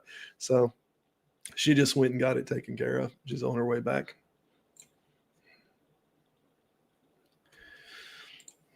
Okay. What's up, Dave? She's doing well. Yeah. I take it Dave is a big time Dave channel Beck. surfer too that goes from Captive Desk. I throughout the day kind of surf through a bunch of these different ones to see what they're up to, what they're saying. Yeah, Dave's awesome. He's been a big supporter, always shouting out. And yeah, I don't know how I just coincidentally, I feel like stumbled upon him. Maybe it wasn't. Maybe it wasn't coincidental. I actually think I was somebody. Oh, actually, I think I stumbled first upon B.S. Lewis when I kind of come back into the subject. Because like I said, I bleached this subject away from me completely. Didn't think about it. Didn't talk about atheist, or as I hate even the plural form. I hate this atheism as if it's some damn construct. It's like not collecting stampism. The word just, I don't know, it still bothers me that it's an abstract thing and that we defined it as some ism for whatever reason. I can't get over the vocabulary of it. But I guess I come back into this subject after a few events with my daughter in the school and going around with their school and letters back and forward about the teacher leading the kids in prayer. after all that was said and done, I know that this subject, it's not going to go away. We're always going to try to push it on us, and to some degree, we have to have some presence of pushback. Yeah, and I mean, I understand that completely, because I say often that becoming a father, that was the thing that really led me into being, not just because I was obnoxious about questioning religion before, and I kind of made statements, and I'm a musician, so I wrote songs. I wrote a song called "Jesus Ain't Coming Back," way back when I was like 18. But when I became a father, it became more than just me kind of bucking against religious people, and it became more about like, okay, what do I really want to teach my kids? How, am I okay Yeah. with my kids being taught religion? Should we go to a church? And the answer was like, absolutely not. And then, 180 degrees the other way, it was like, I'm going to teach them as much as I can about science and about Yeah. how, what we really know about the universe. So I kind of took that approach, but to no avail, because unfortunately it's like at least my three older children now have been in the care of a Christian fundamentalist for a number of years now, and I know at least two of them are kind of subscribed to that. Yeah. The other one, not so much. My oldest, she still, I think, like, has some recollection of what I had taught her. Yeah. Well, I have the dark side of mine too that I don't much talk about, but I lost a child that was both gay and in church. And I lost that child that struggled with depression and self condemnation, and they're gone. And this is literally the most I've ever talked about it in a year, and I won't go into depth in it. But there is this extreme amount of pressure on specific groups that religions that give this ideal, as Christopher Hitchens mentioned, that you were born sick, and that you'll be commanded to be well. And then I don't know if you've ever seen any of these videos. Like, there's this black guy that he gets prayed for a little while, and he comes out in this apostolic church, and he's like, "I'm not gay no more." And it's a hilarious video for me to watch, because the ideal that they just prayed the gay out of him is it's just absolutely absurd. But they take these hardline positions, and when kids don't understand the dynamics of first of all, there's this large historicity of the church that feels like it has to take this kind of position, and it's meeting upside things that cannot be changed. It is an immovable object meeting, or an unstoppable force meeting an immovable object. And my child found a lot of personal and emotional value inside of that church. And I kind of tried to caveat it a little bit to say that I want you to know that at some point you need to realize they're never going to accept this aspect of who and what you are. It's just not going to happen. Now, there might be some religions and some churches that are slightly more progressive on the subject, but I live in the South, and I don't know where they're at. They're not around here. But so that's something. That was damaging to the family in an immense way. And there's still kind of this hide under the rock, don't address the problem of the stress and the pressure and the issues that our churches are causing by trying to push their religion into everything. And then the situation happened with my daughter, and I said, no, that's just, you have to go out and fight it. You have to go out and fight it, because it's going to come in your door otherwise. Yeah, I agree. And I'm very sorry to hear about your child. Yeah. I don't know on what level. I mean, so I've told my story, but I lost custody of my children, so they're still around, but I don't have contact with them. So, at least at this point, there's still a possibility. But yeah, I kind of got cut out of the picture because of some of my own bad decisions, but yeah, the whole religious thing kind of came about around that time, because I objected to, in the California courts here, even where we were at, it was looked at as a positive thing that she was taking the guardian was taking the kids to Sunday school and things like that, which I objected to. And that didn't play out in my favor trying to use that in court. Yeah, I've been fortunate. My wife is she's a theist. I hesitate to say Christian because we've slowly but surely had conversations, and that dynamic is still there, but we're pretty peaceable about it.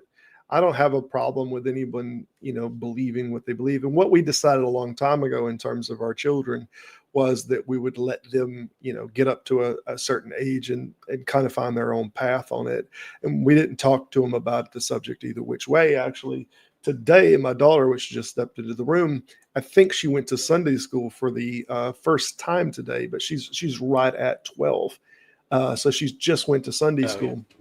And had her Sunday school introduction. And my wife laughed. My wife hasn't been to church in the longest time either. But from time to time, she gets old church friends that invite her and want to hang out with her, and she'll go down there. So she went to church today, and my daughter went for the first time with her. It's already at the age of 12. I feel like there's getting this take your own reins a little bit kind of thing. And I'm okay with that. So it is unfortunately slowly but surely happening. But my wife said that she told her, well, whatever it is, I'm not doing math. I'm not doing math. And my wife laughed. It's like, what are you talking about?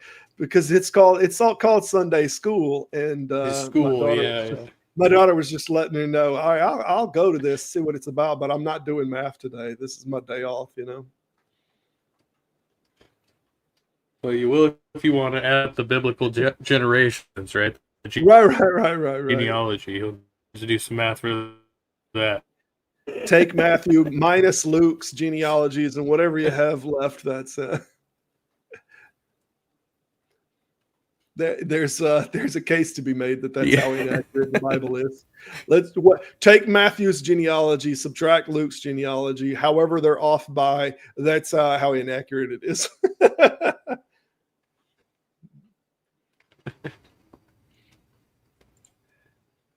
So what do you think about, I go back to, and I think it's like one of those brilliant arguments, but a lot of people don't like it.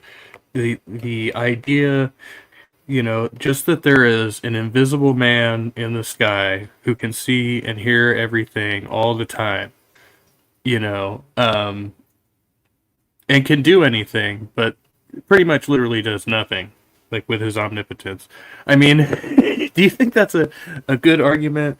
I mean, I would say against Christianity or most theism, right? At least. Anyway, what do you think about that argument? I have a video, unfortunately, that I made just a little while ago that I guess it'll be dropping at some point tomorrow. Wait, is that one on ethics? I don't remember. I might have just released a video on the subject today. I think it did come out today. Kind of me addressing this problem to start with, and I don't mind addressing it here.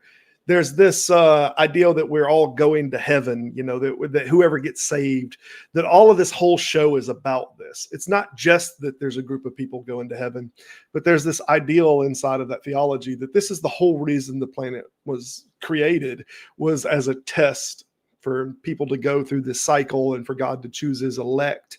And then those elect are going to be with him in some space or metaphysical place for eternity, and that's going to just keep on going on. And the problem that I have with all of that ideal is that if God really is all powerful, why not just create the outcome? Why not just make those? Like, if he could make angels, did he have to go through some process where angels lived on a planet and go through this whole kind of planetary life cycle to create the angels? Or could he just create them holistically? And if you say, that he has to have the system that creates his elect systemically, through going through the process of evolution or whatever the Christian kind of argues that it to be, that shaped us, that we get this final product of the soul that goes to heaven. Why couldn't he just make that final product? Just go ahead and create it. And even if you're talking about like their characteristics that get developed, because of their lived experiences, are they suggesting that those characteristics can't be created? We're talking about a God that you're saying that can create the entire universe. Is it some problem that he's having with shaping a soul, that he's got to run it through a filter of reality for the filter of reality to kind of shape that soul experientially? It doesn't make any sense. So if that's the end goal, that God wants a group of people, a bride, as the modern Christians would refer to it, why not just make it? Just make it whole cloth. Why? And then you wouldn't have all these people that have to suffer, not just throughout life, but then people that are going to go to hell, that you knew from the foundation of the world never was going to do anything but go to hell, right? So then you have all these people that you've created knowing that they're going to burn in hell. Why do all this? It doesn't make any sense. Just make the final product that you want. And this kind of reality didn't even need to exist. It's completely illogical. You just don't like the way he did it. Yeah, that's what it is. This is the best we could do with omnipotence. Yeah. Right. No. Try again. So it seems at some level, at least there's something incompatible with one of the primary tenets. Either there's something wrong with this idea that this is what his end goal is, and if you get rid of the end goal of him creating the people through that ideal, if you get rid of that, you might fix the problem. If you get rid of his omnipotence and him being all powerful, maybe he just doesn't have the power to do it. Maybe he can't create the soul holistically finished in its final form. If you get rid of that, they're all powerful. Okay, you've solved the contradiction, But when you have all three of them on the table, that this is the end result that he wants, this is the whole goal, this is the whole purpose of the whole thing. And he could have skipped every single step in between and just made the people the way that he wanted them. You got a compatibility issue. It's like when you have movies that have this ginormous plot hole in them. This is all this is. This is the biggest plot hole ever.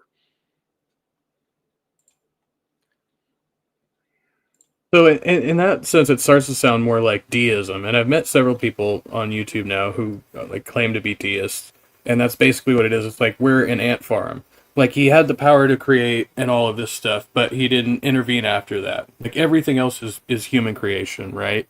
Like, all the religions, all of that. Mm-hmm. But the deity must be out there, right? What do you think about that? Whatever helps him sleep at night. I mean, I don't have a particular reason with problem with benign religion that doesn't want to pass out pamphlets to my children. That doesn't want to. Let's create laws around this, and let's make these things a sin. Let's, all of the blue laws that we used to have down here in the South. You couldn't have a pawn shop, open on a Sunday, or you can't drink alcohol. We had a whole list of these things that we kind of just got over because the Supreme Court said, all right, we can't do this.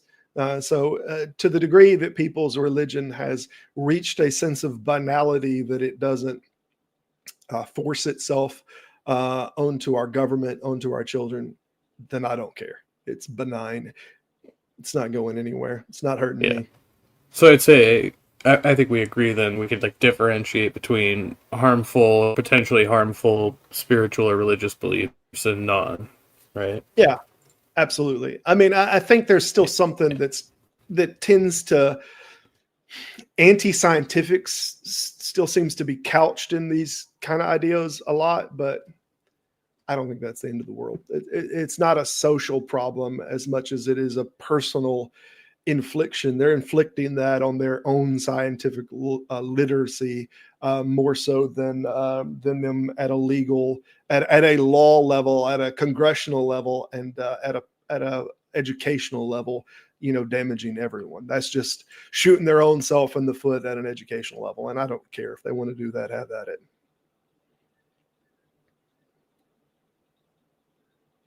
Yeah, just don't do it in publicly funded schools, right? Right. Don't come to my children and say, everyone grab hands and let's all talk to Jesus before the science class that he guides us into knowing the truth about science. Don't do that. And I also think there's the flip side of that, because that's the negative for us, but then there's also the side where we are actually funding somebody else's religious education. Right, absolutely. As well, right? Their child. Or subsidizing at least. Yeah.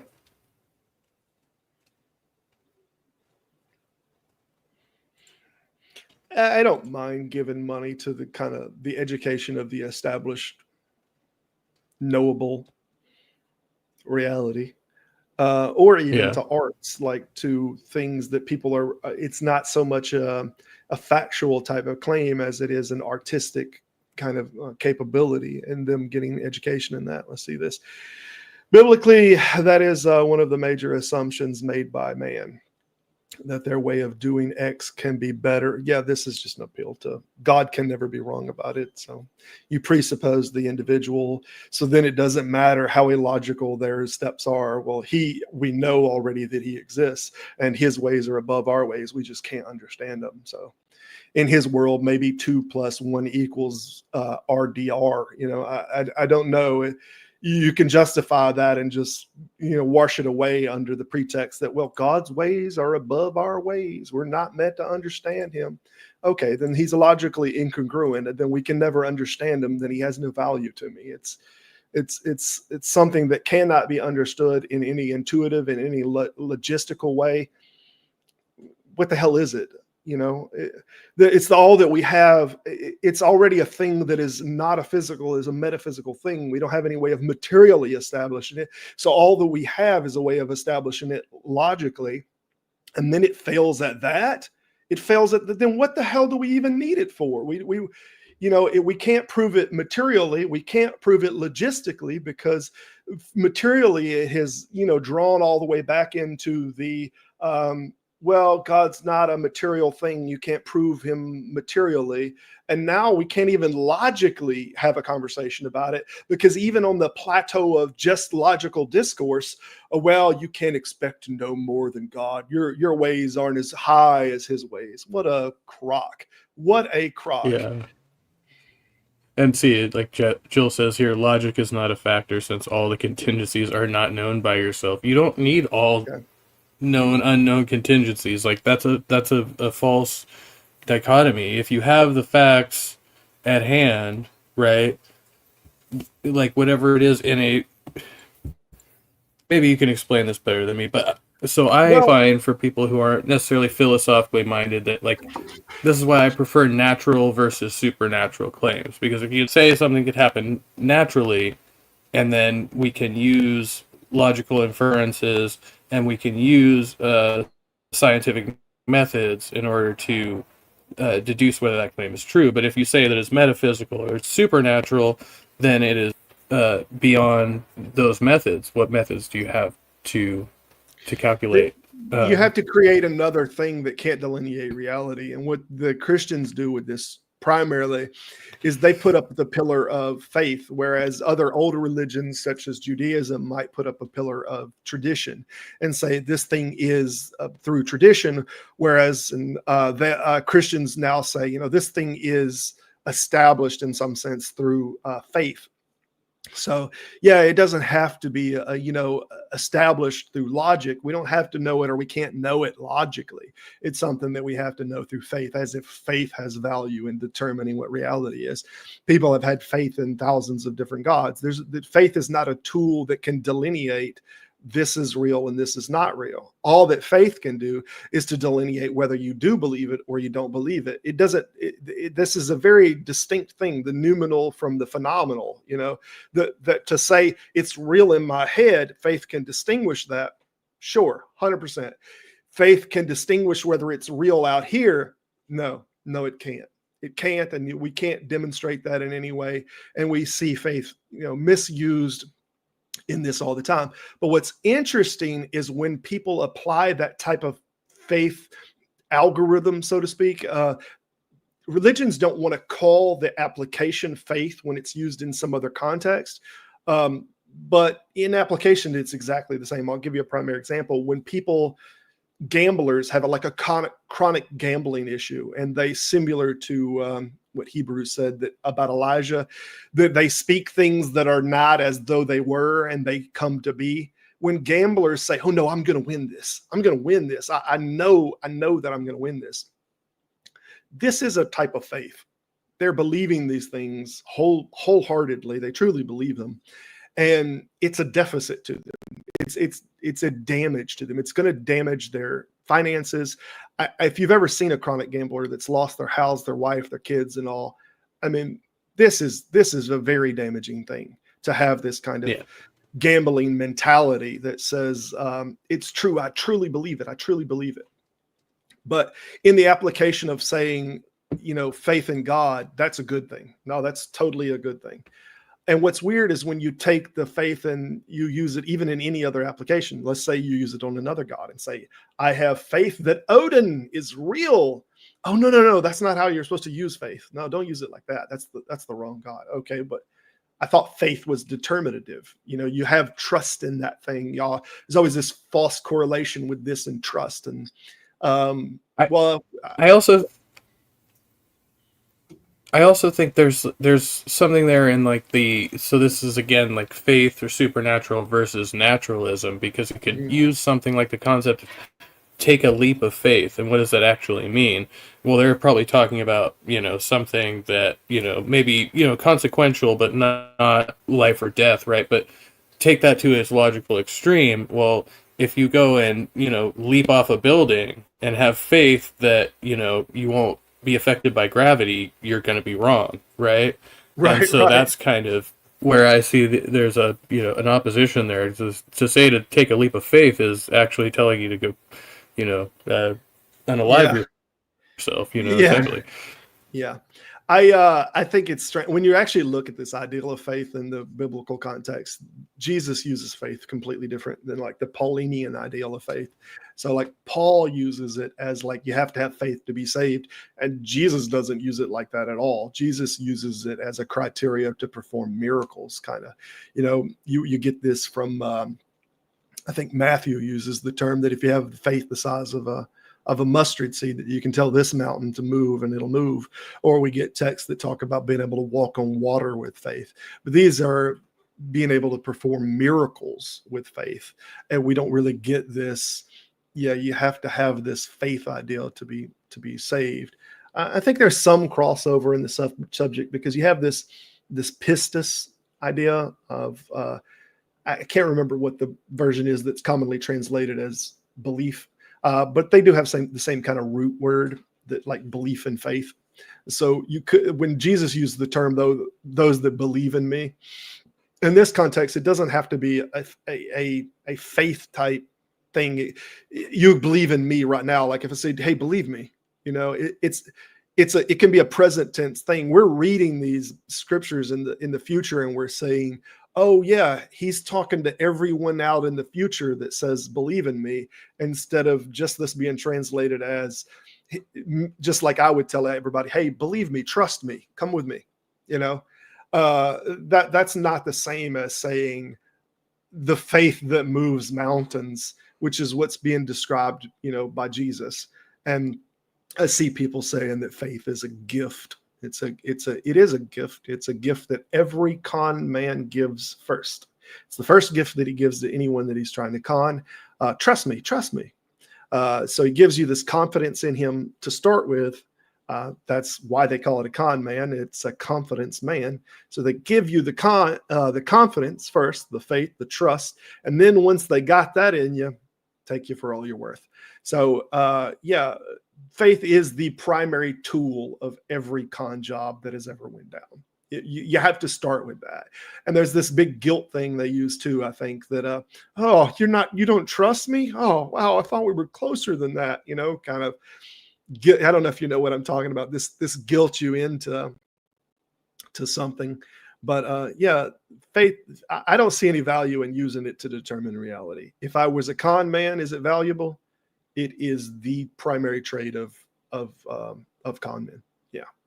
I think there's some parallels there to why I again see this as like a system of control, and the way that governments operate in most societies anyway. We have this faith that the government will protect us from external threats or invaders, right? We have this faith that the government will, Yeah. in some sense, keep society running, right? And they use kind of the same tactics in a way. Yeah.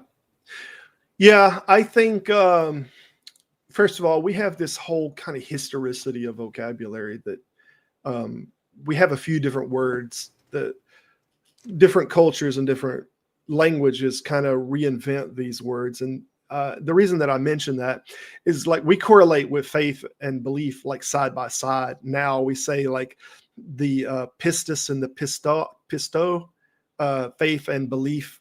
We translate the two Greek words like from the Bible, one as belief and one as faith.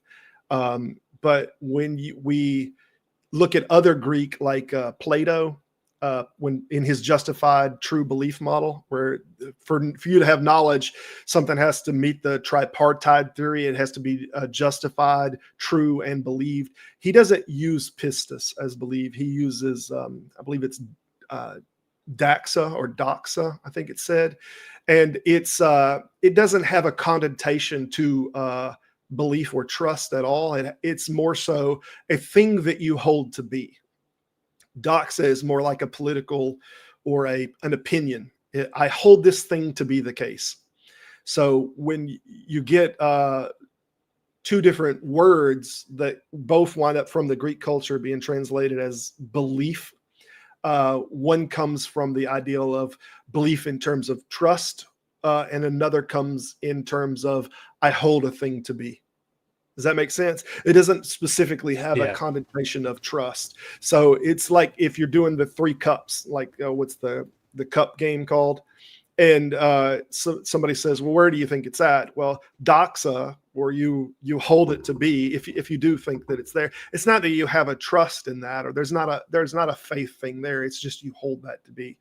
And what happens is you get these semantic arguments about vocabulary when you're talking to Christians, and they say, well, you trust, you have faith in this, you have faith in evolution. Yeah. And I'm like, what the hell are you talking about? Or even beyond that, they'll use concepts like regularity. Like you have faith that the sun will rise in the morning. Right. Faith that, yeah. That's, I hold this thing to be. It doesn't have a connotation of trust. And yes, does the English vocabulary kind of have an origin that comes? Actually, the English vocabulary comes from the Old English word. I believe that it originated from a word that means beloved. So it wasn't just trust, but it was like love. Like reverence. Yeah. Like, right. So when we get the English word believe, like its origin is even more, passionate, so to speak, than just trust. There's not this banality that is in the doxa ideal of, what's his name? Plato, when you say you hold this thing to be. This word has more of a religious history or a traditional history of to love or to, I think it's from something similar to beloved in the Old English, if I'm not mistaken. And yeah, I find it interesting because as we're talking about this, we have two Christians in the chat, Tog and Jill, who, disagree on this matter of whether, faith is only gifted to certain people or everyone is given a measure of faith and they have to, it's like up to them to go with it, right? I guess is like, or to expand their faith, however you would put that. I don't know. Yeah, I think that there's no doctrinal consistency in the Bible, so you're going to see this kind of disagreement.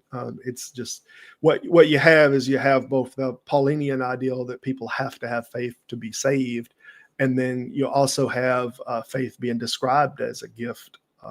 So I think you're going to have some disagreement. Some people are going to think that faith is a gift, and then faith is a criteria for salvation. So, So they reconcile. I think what they generally do, if they're trying to do this harmonious reconciliation, is that faith is a gift and everyone has to have, a measure of it, though. But people are given gifts in different measures. Yeah, and so there in the concept of free will comes in, right? You start out with such a measure of faith, and then you either use it correctly or you use it incorrectly, right? I mean, doctorially, sure. I mean, practically, there's no right way to use faith. It's a bad construct. If you're using faith to determine reality, it's just you're messing up. Do you think a lot about free will, or do you have an opinion on that? Just as a aside, something I thought a lot about. I think it's interesting that Christians almost holistically hold this ideal of free will. Like there's almost no Christians, unless they're very kind of upper intelligentsia Christians. I think what's the gentleman's name that debate Alex O'Connor and all of the bigger Jordan Peterson. I heard Jordan Peterson kind of caveat that there's some sense of free will, but it's not as free as you think it is, and he wouldn't elaborate on that. But I think he's read enough kind of philosophical literature to understand that there is an inherent problem with the ideal of free will, that there is a causal problem, that it's just problematic altogether. And I think he understands it. Is he going to totally let go of it? No. But I think most people, I mean, they have a sense of autonomy. Like it feels like free will. You can't not feel the sensation of choice, that you have this personal autonomy. But in terms of what? In terms of you being free from causation, right? That everything that you believe now is a byproduct of the events that you've went through in your past. Everything that you've lived that you had no control over whatsoever, along with all of the genetics that you have. So you have all of the genetics, you have all of the kind of the brain structure that you have to start with. And then you have all of the copied over kind of lived experiences, all of the doctoral things that you were taught as a child. And all of that is kind of positioned your orientation to say, the next thing that you're going to say. And I only compare it to like the rock in motion, that starts in motion tends to stay in motion. That you think of this rock kind of hurled in space, and every part of its momentum, every part of its rotation, everything, it's determinative. Even if you don't know what that outcome is going to be, it's already set in motion. And, if that rock or that boulder is going to interact with another pile or gaggle of rocks, and everything's going to split and go off into all this extraordinarily chaotic position, and it's almost impossible to calculate how every angle and every trajectory is going to happen, but it's still determinative, right? That's all still set in motion by the physicality of the shape of the rocks. The trajectory and the rotation that we start with is going to be everything that leads to the end result, right? So why people don't understand that everything that has happened to you in your life and everything that you are has conditioned you to the position you presently are. I don't understand why people aren't truly getting that, and at very least should admit that if we have any kind of autonomy, it's a very, very limited autonomy. I at least respect on this subject anyway, Jordan Peterson, that he does realize that there's a problem with the ideal of us having free will to start with. Well, I think this is fun. I do want to just quickly address Tog. I'm not sure if you're talking to me there on the disagreement issue. I do apologize if I mischaracterized your argument, but that was the way I read it, at least what I read in the side chat there. So I actually am an outlier, I guess, in that among atheists, I do believe in some free will compatibilism. And I don't know if you're familiar with like Dennett's argument or anything like that, but just for me, it seems like if we have the ability with with our level of intellect, right, to introspect and learn a new way of thinking, then we do possess some degree of autonomy, right? Like a person who is conditioned, say, to be violent can then learn to be nonviolent. A person who, say a smoker can condition themselves away from smoking, right? Like it is possible. We've seen it. And I think that is some measure of free will that, is not really accounted for in the argument. And it's not that you necessarily would have done that. I think the intellect that we possess gives us the ability to do that to some degree, right? Right. I think there's a few problems with it because, there's some arguments that you realize like you're just churning butter. There's nothing to be gained from the argument. There's nothing to be gained from the understanding even. But anyway, let me look at two aspects of it. One, what you're talking about, if the person is going to get help and let's say they have this predilection towards alcoholism or violence, and they gotta have this genetic predisposition towards it. If they want to stop it to start with, that also is an internal predisposition, if that makes sense. It's not that you can't have two contradictory positions. You can't have two contradictory impulses. All of us want to be good while simultaneously want to do things that we know aren't good for us, so to speak. So these are dualities inside of ourselves that both of them are a part of us. So to say that the side of you that wants to fix the violent side of you, yes, that's then a part of the equation. That is a part of the calculation of the rocks, so to speak, when we're talking about the collision and the chain of events. So I don't think that anything really escapes it. With that said, the reason that I don't think that the conversation is highly pragmatic, it doesn't really get anywhere. And I think Sam Harris spoke on this subject years ago, where he said, even if we don't have free will, what does that mean? Does that mean we don't prosecute criminals, for committing murder? Even if we accept at the most fundamental level that all of these things were compelled into place, so does all of the institutions that are compelled to want to punish these certain behaviors. Those things also are impulsory compelled. And it's just the case that we can't just throw our hands up and say, well, no one really has free will, so we don't act accordingly. Does that make sense what I'm saying? You still have to punish this action and that action, even if it is all determinative, even if it is all just like with the rocks hitting the other rocks and everything gets set into its own motion and rotation, it still has to play out, so to speak. Yeah, I agree on that. And, actions do have consequences. And, I think Sam Harris, I listen to pretty frequently, has addressed that as well, as in terms of how we respond to those things,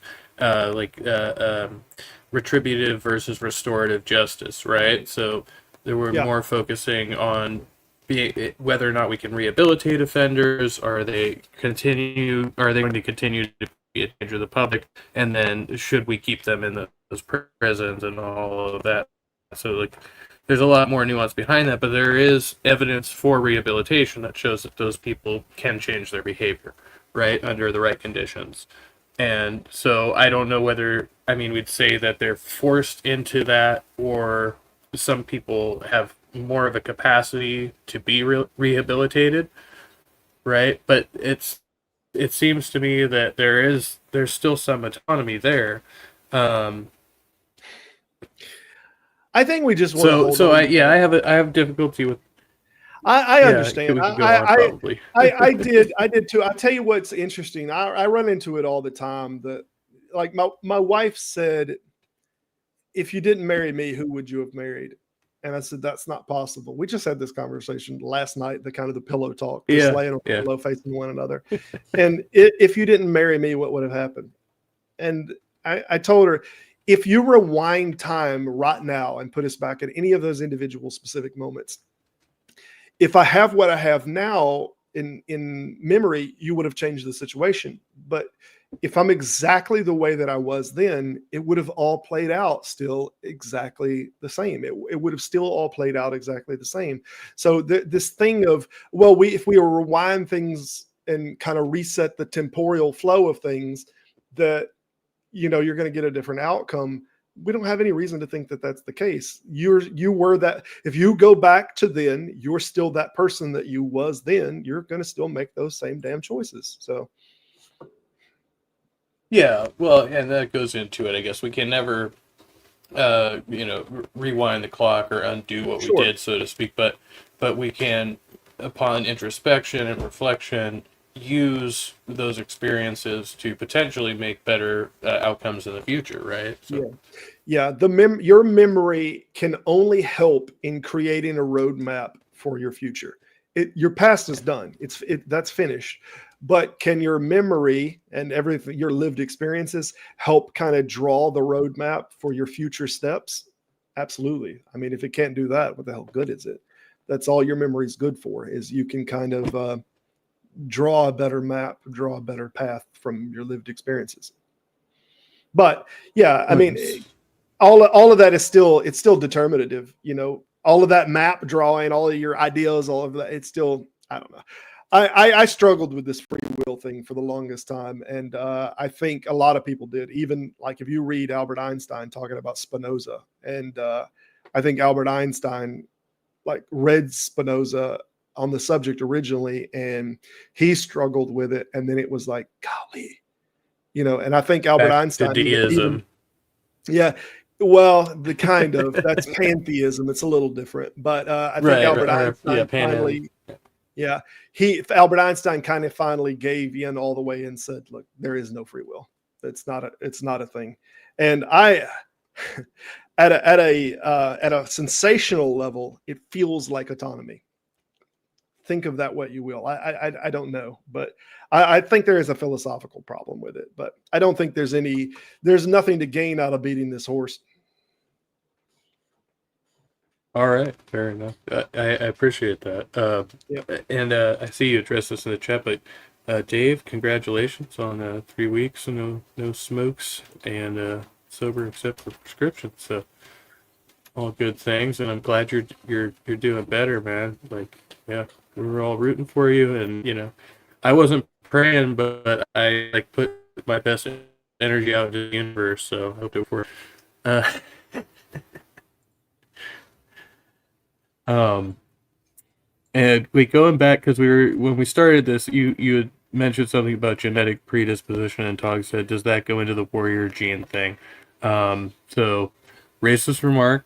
And also, there's no such thing as the warrior gene, but is that what we're talking about? No, that's not what I'm talking about. Warrior gene, who brought I'm not familiar with this concept.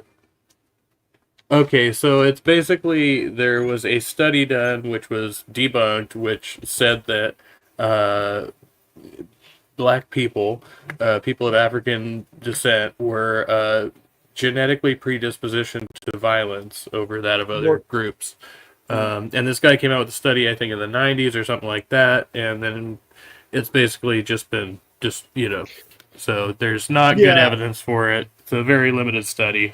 I think that it's the only way these things can be proven or disproven. At an emotional or a philosophical level, they're not provable either which way. So I don't think there's anything in terms of evolution that would say evolution wouldn't make someone with disadvantages or advantages in specific categories. Evolution is pragmatic in its totality. So if there is an environment that a group or subgroup is evolving in, if that behavior is getting more rewarded, can that behavior be more prevalent?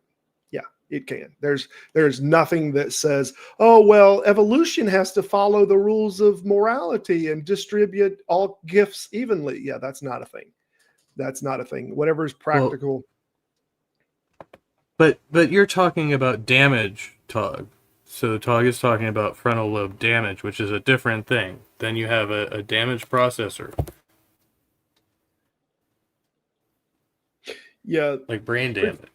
Prefrontal Yeah. lobe damage is also, we get some people with bad wiring in the prefrontal lobe and in the amygdala, and they have genuinely diagnosed, what do they call that? Sociopathic, which I think we throw this term around like sociopathic a lot, and I don't think anybody, for the most part, has genuinely met a truly diagnosed sociopath. And I worked in law enforcement when I had the misfortune of meeting someone the first time that was genuinely sociopathic. And he unfortunately was a child. He was about 13 Okay. years old and was truly and diagnosed sociopathic. So it is an amazing thing to see. I think everybody should experience one.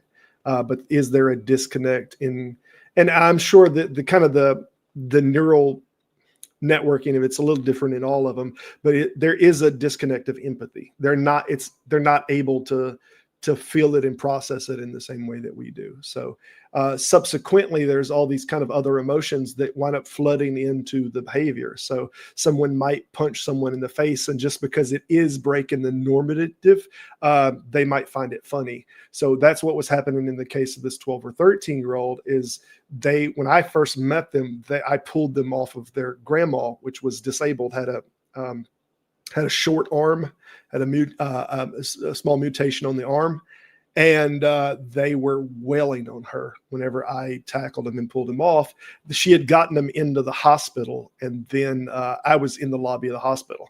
And so, yeah, this is where I met the first genuine sociopath. And they tend to, my understanding is, because something's not normal, we might invoke more emotions and have things like empathy. But he tend to just think that it's something that's out of character. It's just like farting. If it's not normal, then he just laughs about it. So he could watch somebody get beat up or lose their arm or something like that and just giggle, just uncontrollably giggle and laugh about it. And when you see it from the outside, it looks like the pure manifestation of evil. It looks like, how in the hell is this kid laughing while beating the shit out of his grandmother? But though it has the face of evil, it is just it's a neurological problem. It is damage to either that prefrontal lobe or that amygdala, and some communication that's going on there. It's a weird thing. But I think everyone should see somebody that is genuinely what do you call it? Sociopathic. Sociopathic, yeah. Have you seen any of the YouTube videos, or would you have you seen any of the YouTube videos of interrogating a sociopath or anything like that? There's quite a few of them out there. Yeah, there's another category of this that's not sociopathic, and I'm always slow unless like a doctor has categorized them as sociopathic to see a YouTube video and be like, yeah, no, I think they would call it like antisocial personality or something like that. Right. Antisocial personality disorder.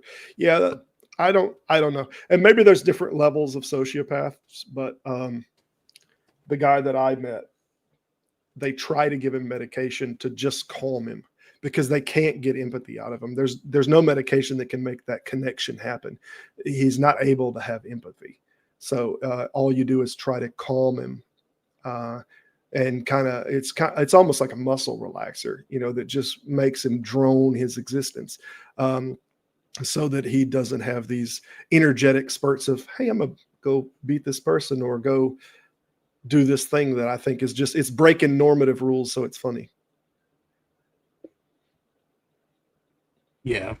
So Tog said, and he can't join because he's about to get home, but I did want to respond to this: damaged genes causing violence. And my response, I'll let you respond, Robert, but my first response is, why would God give one of his children damaged genes? I don't have a response to it. Okay. I mean, if I were to grant the damaged genes, I'd be like, okay. And then God gave us the damaged genes. But anyway.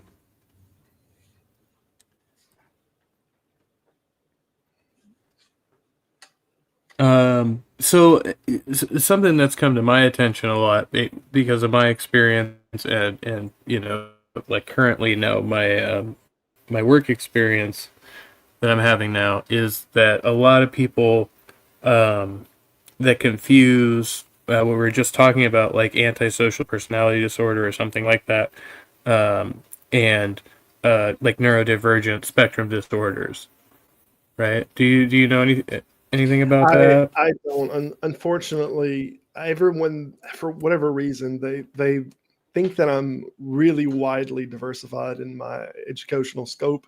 And while I have a few subjects that I really like to learn, the medical side and the people side, the human side of things, I'm less interested in. So unfortunately, I'm not very well versed in the biological side, and I'm very interested in like philosophical concepts and even religious history and kind of the flow of religious history. But as far as I have never been interested in the medical field whatsoever and taking care of people and these kind of things. So I'd never really developed Okay. much understanding in that side of things. I just realized how No, bad I again, look. that's I normally turn a light on here that actually helps, and I'm going to do that right now. okay. You're fine over here. I'm not even on camera. You don't want to know what I look like. But happy Sunday, Daniel Berry Sports Highlights, and good to see you. And yeah, no, I didn't mean to put you on the spot, Robert. Again, that was like from my experience, but it is something that is in the literature that we look at now, at least as far as my training and stuff like that. Is that one thing is people on the autism ADHD spectrum, right, are often confused as having like socio or like antisocial disorders because they adopt inappropriate responses to certain situations, right? Yeah. And but it's not out of taking pleasure from that. It's out of, some other type of fear response or whatever, right? But they just have the wrong reaction to those situations. And they can often be retrained out of those responses. It just takes a lot of time and effort. So yeah, I Well, just thought that was kind of an important thing to note, just from what I've sure. learned. I don't know a lot on the subject, but it does seem to me that you could have any instance or situation that could invoke a lot of different kind of emotional things. It's almost like a buckshot of like a particular situation can invoke all of these different impulsory responses, but one becomes predominant. So it could be that when you see something that you could feel compassion, you could feel this and that, but just the combination winds up something becomes more dominant in that specific situation. Does that make sense? In evolutionary terms, Right. there's no sense in saying, well, everything's just this is on or this is on or this is on. It could be that all of these things are just they simultaneously are triggered by certain things that we see, and some emotional might take more precedence. It might be felt more strongly, if that makes sense. So we might see a situation and feel compassion, feel love, feel empathy, feel kind of just a balance of different emotions, and one, kind of gives more strength than the other. We can feel anger. Yeah. I mean, a lot of times when we are doing law enforcement, like in the early part of me doing like the civil service test and whatnot, this was years ago. I haven't been in this in forever, but they give you this scenario that this person gets raped and this lady is left there laying in the alley and the guy is jumping up and running off. And do you take care of her or do you chase down the criminal? And this kind of becomes the division of the civil service. Like what is really going to be best suited for you? Because if you're the type that says, well, she's a victim here and we need to, take care of that and medical needs, and maybe you'd be better being a paramedic or something. Because that's more so your predisposition is a caring position. Whereas if your predisposition is about justice and your only thought is that every second this guy is getting further away and we're not going to be able to catch him. He will never pay for what he done. Okay. Maybe your job should be law enforcement, because these are two different approaches to the same situation. And which one are you giving way to more? If you're giving away to coddle or care for, maybe you should pick an occupation that reflects that. Yeah, I mean that also puts more of I guess, more responsibility on the law enforcement officer in that situation because, say, in that situation, yes, the suspect is getting away or the perpetrator, right? But if you stay there an extra, maybe 5, 6 seconds to ensure the victim isn't bleeding out or something like Right. that, where it's going to be fatal, right? But then you're still able to pursue the suspect. Right. They're Whereas, both happening yeah, at the same time. You're feeling both of these things, but which one's stronger? And yeah, should you check? Hey, look, she's not bleeding out. If you have this predisposition, look, she's not bleeding out. I'm running this guy down. Then yeah, law enforcement might be the better pick for you. But if you cannot get over this and that you have to care for that, maybe being a paramedic or a nurse or something like that might be a better thing. yeah. My other profession, I'm a security guard, so I have a little bit of both of these, but I'm not neither a paramedic nor a cop, but I do ABA therapy with kids, and I'm a security guard, so I've got kind of a little bit of an inkling into that. So, yeah. I mess with cells and fire extinguisher service. I'm a fire extinguisher service technician and sales guy now. Janitorial supplies, primarily paper Okay. products and whatnot. But yeah, I think, and not to say, I don't think I think it's interesting for us to get together because as you were talking about being more on the philosophical end of things, which is something I'm very interested in.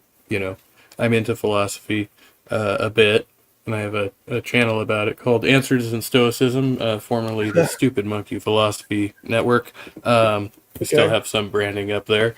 But lately I've been getting a lot more into this concept of behaviorism, right? Which is something I studied as a young person, and I kind of go in and out. I'm a fan of Robert Sapolsky and stuff like that, and I listen to his work, and this all kind of falls under the umbrella of behaviorism, which I think is very interesting because Sapolsky also believes there's no free will, but I believe that his teachings directly contradict that in the form of what ABA does. I feel like that shows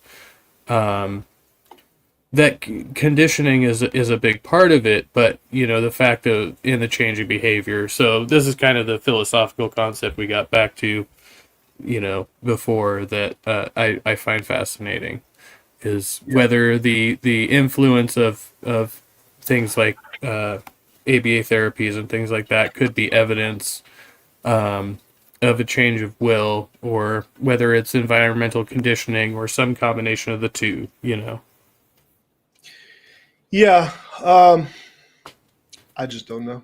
Not familiar enough with it. I'm just saying at an evolutionary level, there's a lot of these things that they can be multiple things, or they can even be like singular models that sometimes work. I'll give you a primary example. I did read on a study about homosexuality in women, and there seems to be this thing where a lot of women, way more than men, are attracted to other women. And in terms of evolution, all you need to do is have one attraction, and that is everyone needs to be attracted to women. That's it. Because if the male is the dominant individual that is just, well, I don't need you to be attracted to me. I'm going to take, inside of that context of cavemen, of our evolutionary lineage, you don't need a female as much, to be attracted to. So what you can get is this kind of everyone's attracted to females, that the female body is simply more attractive to the total group. And when you see like these studies, and I'm sorry, I've glanced through a bunch of weird studies on the subject, also whipping children as well. But the studies about this reflect that the women sometimes that they are aroused, even though they don't identify as gay or anything, when they see woman-on-woman activity, there is an arousal that is created in them that when you see men are monitored in the same situation with man on man, that arousal is not happening. It's not happening with them. So there's I don't remember what the numbers are, but it's quite overwhelming that women are more so attracted. And I know there's these, I don't want to say strictly dickly women that will tell you, hey, no, I'm not into that. But at the same time, we know that the numbers are way higher, that there's more flexibility. So then on the free. I guess the inference we can reach is this is genetically advantageous, that more people would be more of the species would be attracted to the female form, right? That's gonna... It's not so much that it has to be advantageous as that a behavior doesn't have to be detrimental.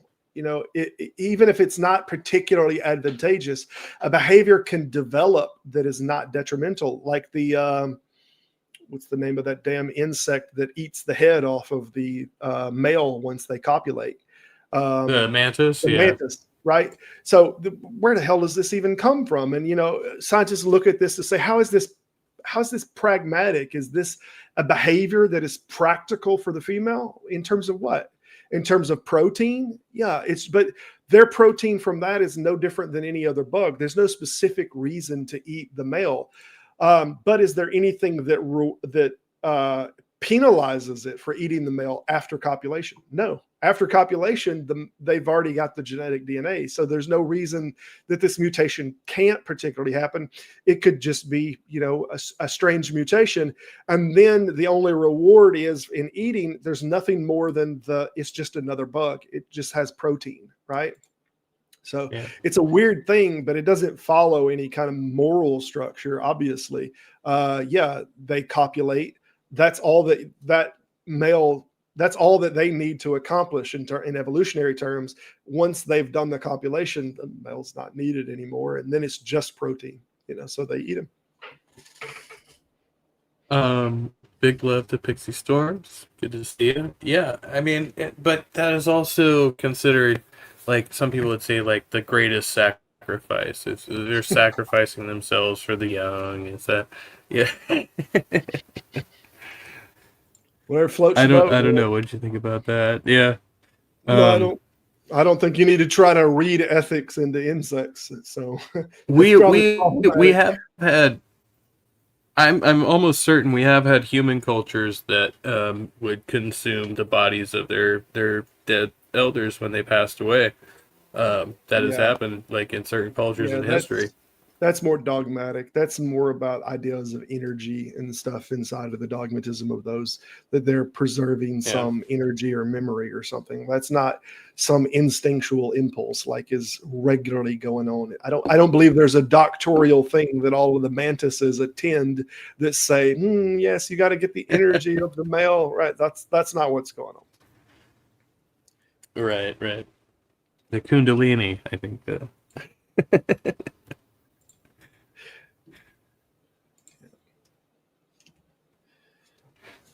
Are you into much of the politics? I think I asked earlier and we kind of broached on it, but I didn't really get it. I mean, to the degree that I'm forced to be. I mean, I don't know. I tried to avoid all of it for the longest time because, again, I live in South Louisiana and there is very much this rebel flag toting kind of redneck around here that I am easily a minority voice of reason amongst the chaos. But I don't know. There's a part of me that thinks whatever the collective humanity does to itself, I mean, I hate to say that's what it deserves collectively. I know that that's not just at an individual level, but like at a societarian level, the majority is doing this to themselves. They are, and a lot of it's through their own ignorance, but that's all a part of the game. That's all a part of it. So, do you think our individual political leanings are somewhat inconsequential? Like things are just going to happen the way they happen, or?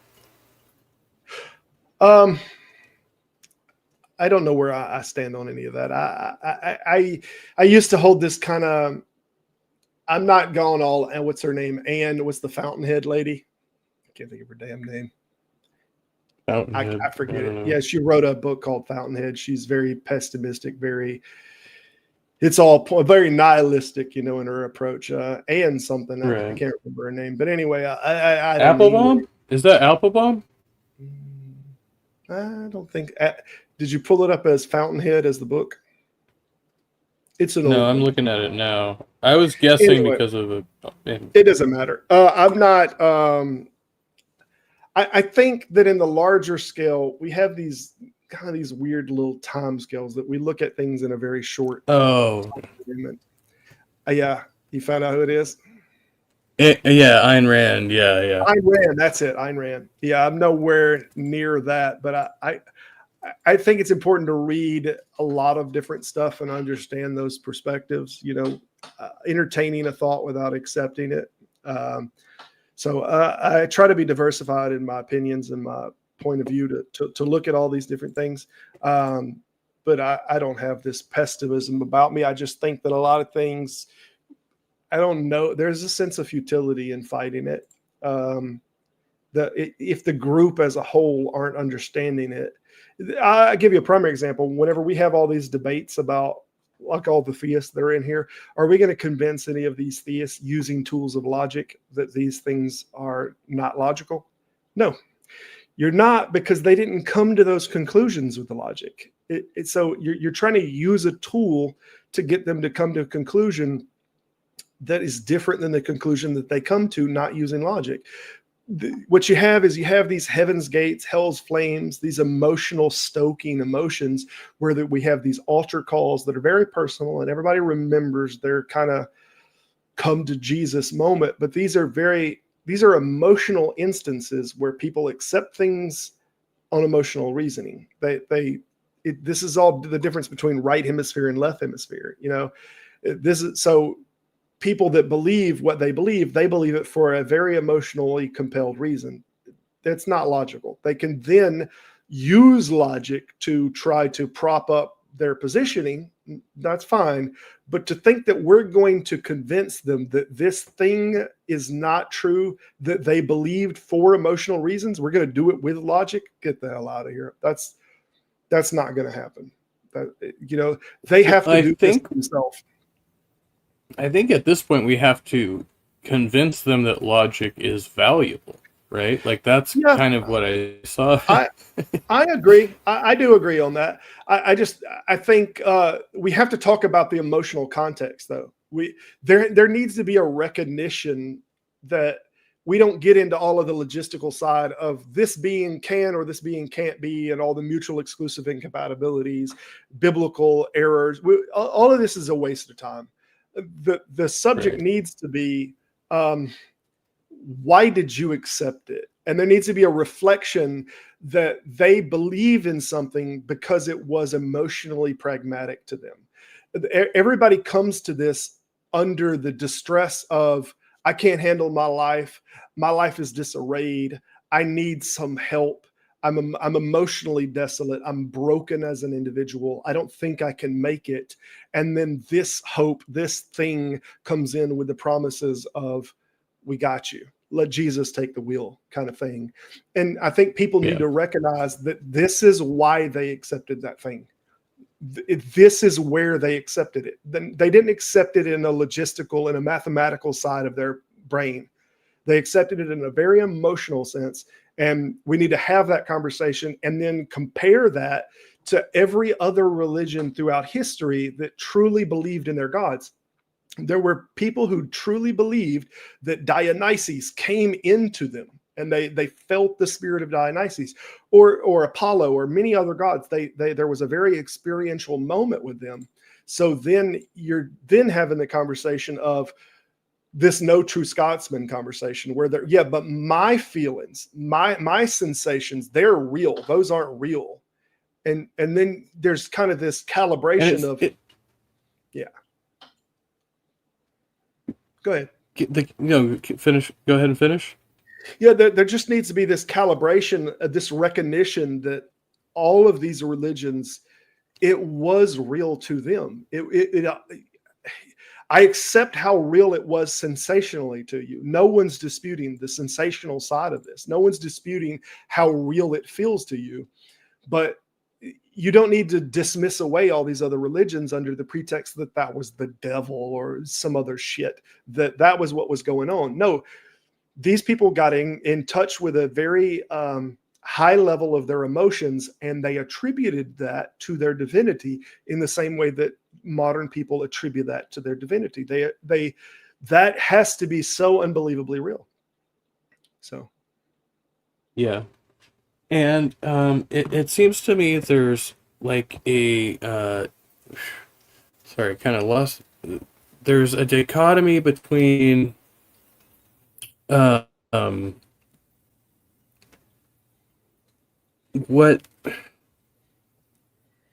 sorry, I kind of lost my thought. my bad. Let me address something right quick. No, it's all right.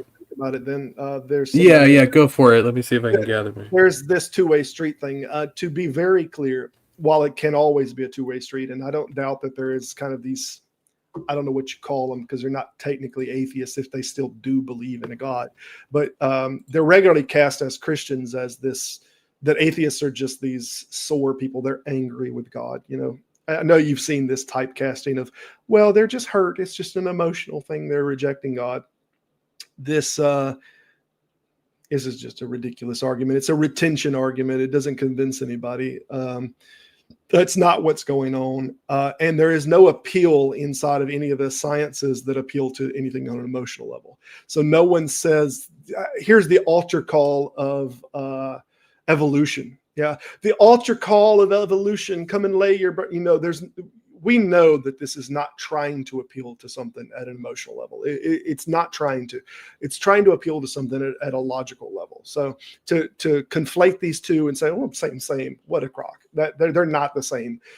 Something is happening inside of a logical understanding and a logical premise, and then the other one is happening with that music playing that plays in the background. The come and give yourself to Jesus. Come and lay your burden down. You know, there's all this emotional context that, and again, they're playing the music. They speak in this kind of stoic voice that they're everything's emotional pull. There's no let me appeal to your logic.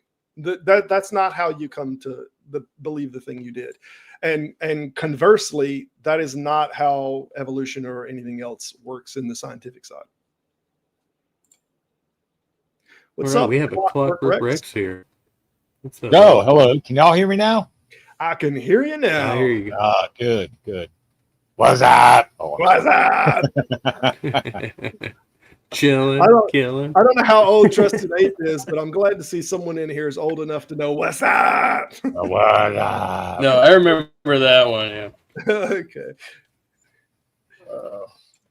No, I've just been listening. I mean, you've made good points, except for Jill. I mean, but Jill never makes a good point. So, yeah. I keep waiting. He never makes it. Yeah, I didn't know I don't know how long you were here. I didn't know about the whole tradition of calling this person Jill. I didn't know. Look, I've known Jill for like 7 or 8 years. Yeah. Like I said, I left the game. I left somewhere back when the players in the game were Christopher Hitchens and whatnot. So I left the game. I left. This isn't something that you need, like a church thing. Like, oh, we have to ratify this belief every week. Oh, come and get you a new dose of this. No, you just don't believe that thing is real. Well, that's the thing I don't get about the hardcore fundamentals saying, well, evolution's a religion. No, it's not. Yeah, it's science. It's a science. Science is not religion. Yeah. Because you can prove science wrong. You can't prove religion wrong. Right. It doesn't have a methodology to prove it wrong. It's definitionally kind of, well, I say it's definitionally. There's nothing specific inside of any religious context that say that an aspect of it can't be proven wrong, right? So, some of that has kind of reshaped religious thinking. Like we had some of these older intercessory prayer is the only way, because if you're doing the like, hey, let's do a test, let's make a test about prayer and see what's percentage is being answered and what isn't. If it's closed in and the individual is the one that's giving you all the information, there's an old meme that goes on Facebook where the religious person or Jesus is actually throwing dice on the ground. He throws the dice on the ground, and the meme says, "We like prayer. We never talk about our losses." So you never count the ones that you pray and you don't get. You only talk about the ones I prayed for this and this happened. So then there's this kind of skewed perspective of prayer works. But with intercessory, that's not the case. So you can create a way of monitoring intercessory and those people not knowing whether they were prayed for or not. So you have this placebo thing. Oh yeah, you're going to be prayed for with this group and that group. And then they don't know it. And like half are prayed for and half aren't. And then you can like match up the logistics of it after a period of time. And then we look at this and we realize, okay, they're at a scientific level. When we look at the data, there is no reason to think that intercessory prayer is working. Well, I mean, you know who George Carlin was, right? Yeah. He had a great thing about prayer. He said, look, you pray for some stuff. Sometimes it happens, and sometimes it doesn't. 50-50. He said, you pray to whatever God you want, you get the 50-50 result. So he prayed to Joe Pesci. Joe Pesci. I couldn't come up with a name to save my life, but I know exactly what you're talking about. He gets things done. That's right. I love that guy, man. He was great. Trusted Ape, I'm sorry if you're on the outs on this conversation, but that's from a bit from George Carlin, from a stand-up bit. I don't remember what the bit was called, but it was a good one. Oh, you can find it on YouTube. He's got a lot of his stuff, like it's his whole concert, and then a lot of it's been clipped up into stuff like that. Yeah. He worships the sun, though. Remember, he worships the sun, but he doesn't pray. Oh, yeah. Hey, look. He prays to Joe Pesci. Yeah. Because the sun is what gives us life, and you know, day and night, and, you know, the birds and the bees and shit like that. But Joe Pesci gets shit done. He will get it done. I like it. Yeah, that was a great bit. But I particularly love the mannerism that he would. Like a lot of comedy it's not just the vocabulary of it. There's a mannerism that it's delivered in, and he does when he says that he about the sun. He says because I can see the sun. That tends to help its credibility along a little bit. It's just this mannerism of this kind of, you think I'm stupid if you like, or people that worship the sun, you know, all of these other they worship the sun. Yeah, at least I can see the sun. You know, that's given its credibility way higher than anything else. Yeah, you can actually prove the sun exists. Right. Yeah. He did this other one. What was it? Oh, it was shit we all have in common. Have you ever walked into a room and forgot why the hell you walked in there? Yeah, we've all done that. Absolutely. Unless it's the bathroom. I mean, you pretty much know what you're going to do when you got to go in the bathroom. Yeah. I mean, I have found some of the best comedians, they take a subject that is like a subject that is, I don't want to say a very intimate subject, but a subject that most of us wouldn't talk about. But we all kind of have experienced it. Like I want to say it was Dan Cook or one of them was talking about wiping his butt and he got poop on his finger. And then he's like, oh my God. And everybody's laughing, but they're all like, oh my God. There's this relation like, oh my God, I just got poop on my finger and I'm still using the bathroom. So I love that when comedians, they talk about these kind of things that, we get it, but no one talks about it. Well, that's the whole thing about this free speech shit that's going on now. Look, a comedian will say something that will make you uncomfortable. Yeah. And either you laugh or you get mad and get up and walk out. Yeah. You don't resort to violence just to shut the motherfucker up. You know what I mean? Sorry, Trusty. I'm cussing all over your channel. Sorry. Yeah. I've done it a little bit. But yeah, who was that guy? Shit. He died of cancer. Like in the 90s, but he was funny as he would deadpan all his jokes. And shit, what's the guy's name? I can't remember. Was he Jewish? Did he have a bald head in the middle? Because there's a guy called something White that was a Jewish comedian, and he did everything super deadpan. He did like these. Oh, you're talking about Stephen Wright. Yeah, that's him. Yeah, that's guy. Yeah, that's that poor like spot like my dog. No, my dog. But everything was super deadpan. Oh yeah, he was like, I went to the store. I bought a box of powdered water. I couldn't figure out what to add. It's like he would make jokes like that. Stupid. Absolutely stupid, but good stuff. Did we lose a trusty ape? Is he out walking around somewhere? He better come back. I'm actually about to I'm- jump I'm- off. I'm He's gonna be here. the only entertainment on You here. guys can hear me. I can Hey, hear you. look, we can entertain each I other. had to come outside for a cigarette. Oh, fair. Yeah, them bad. addictions, them habits. You know, smoking Yeah. here. Yeah. I feel you. No, Yeah, we got kids in the apartment. So. Oh, I got Okay. you. I got you. Yeah. Yeah, I've seen you on here before, Clockwork. Seems like I've seen you pop in on Dave's channel or one of them. Maybe it was here. I don't know. I've definitely seen Oh, you. I get around. I got you. You get around. I spread Yeah. the love. I'm just Yeah, yeah, no doubt. saying. Or hey, whatever. Yeah. However you want to look at it. Yeah, I think it's weird that like there's these groups that kind of coalesce together because of common topics, but in terms of like ideological beliefs, we might be very far apart on a lot of stuff. And it's like with religions, there's a core doctrine, right, or a core document at least, and then everybody kind of coalesces around that campfire of core doctrine. But we don't have a core doctrine. There's no ideological bond that any of us have. So then all we have is we just kind of have reality that we have to base everything off of. That has to be our central piece, is just our interactions with reality, right? Well, that's true. And I've found that a lot of people have a hard time with reality. They would rather live in fantasy land, Yeah. their own comfortable fantasy land, than dealing with the harsh truth of reality. Yeah, what I think's interesting is, and I ran into this in Taco's channel earlier. There were some Christians that were like getting in an argument with one another, and I've seen it several times.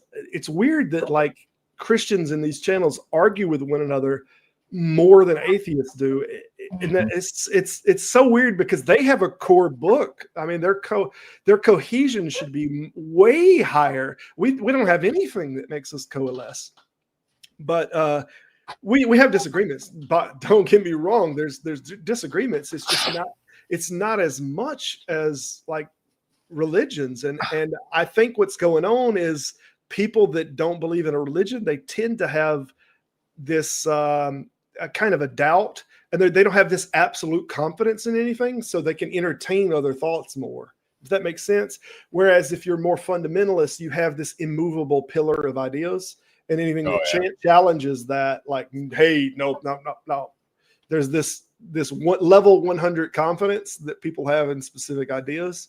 And that's why I think religions wind up infighting a lot, and they disagree, whereas people that aren't religious, they have more flexibility.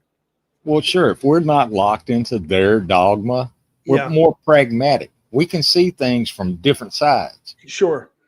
And I mean, the one thing that all of us, Christians, Muslims, non-believers, Hindus, gravity. We can believe that gravity is real. It fucking works. Okay, you can prove gravity. Yeah. Yeah. Speaking of that, I actually heard a stand-up comedian. This ties both of those subjects in together. I heard a stand-up comedian say, you know how you know when a thing isn't real is when people gather together every week to reaffirm it with one another that it's real. That no one does that with gravity. No one gathers together every week to tell everybody, hey, yeah, gravity's real, and to reaffirm kind of the doctrine of gravity. It's just one of those things that you learn it, you know it to be true, and you're done with the subject. You don't have to meet every Sunday to reaffirm, yeah, that gravity, it sure is real. Are we believers in gravity, my friends? If not, go up and jump off the top of the church. Right. See what happens. Yeah. I'm not suggesting anybody should jump off the top of the church. I'm just saying, as an example, analogy. So I'm not saying either way. Hmm. I wouldn't discourage or encourage. Let it play out. Fair enough. Experimentation, the scientific way. Let it play out.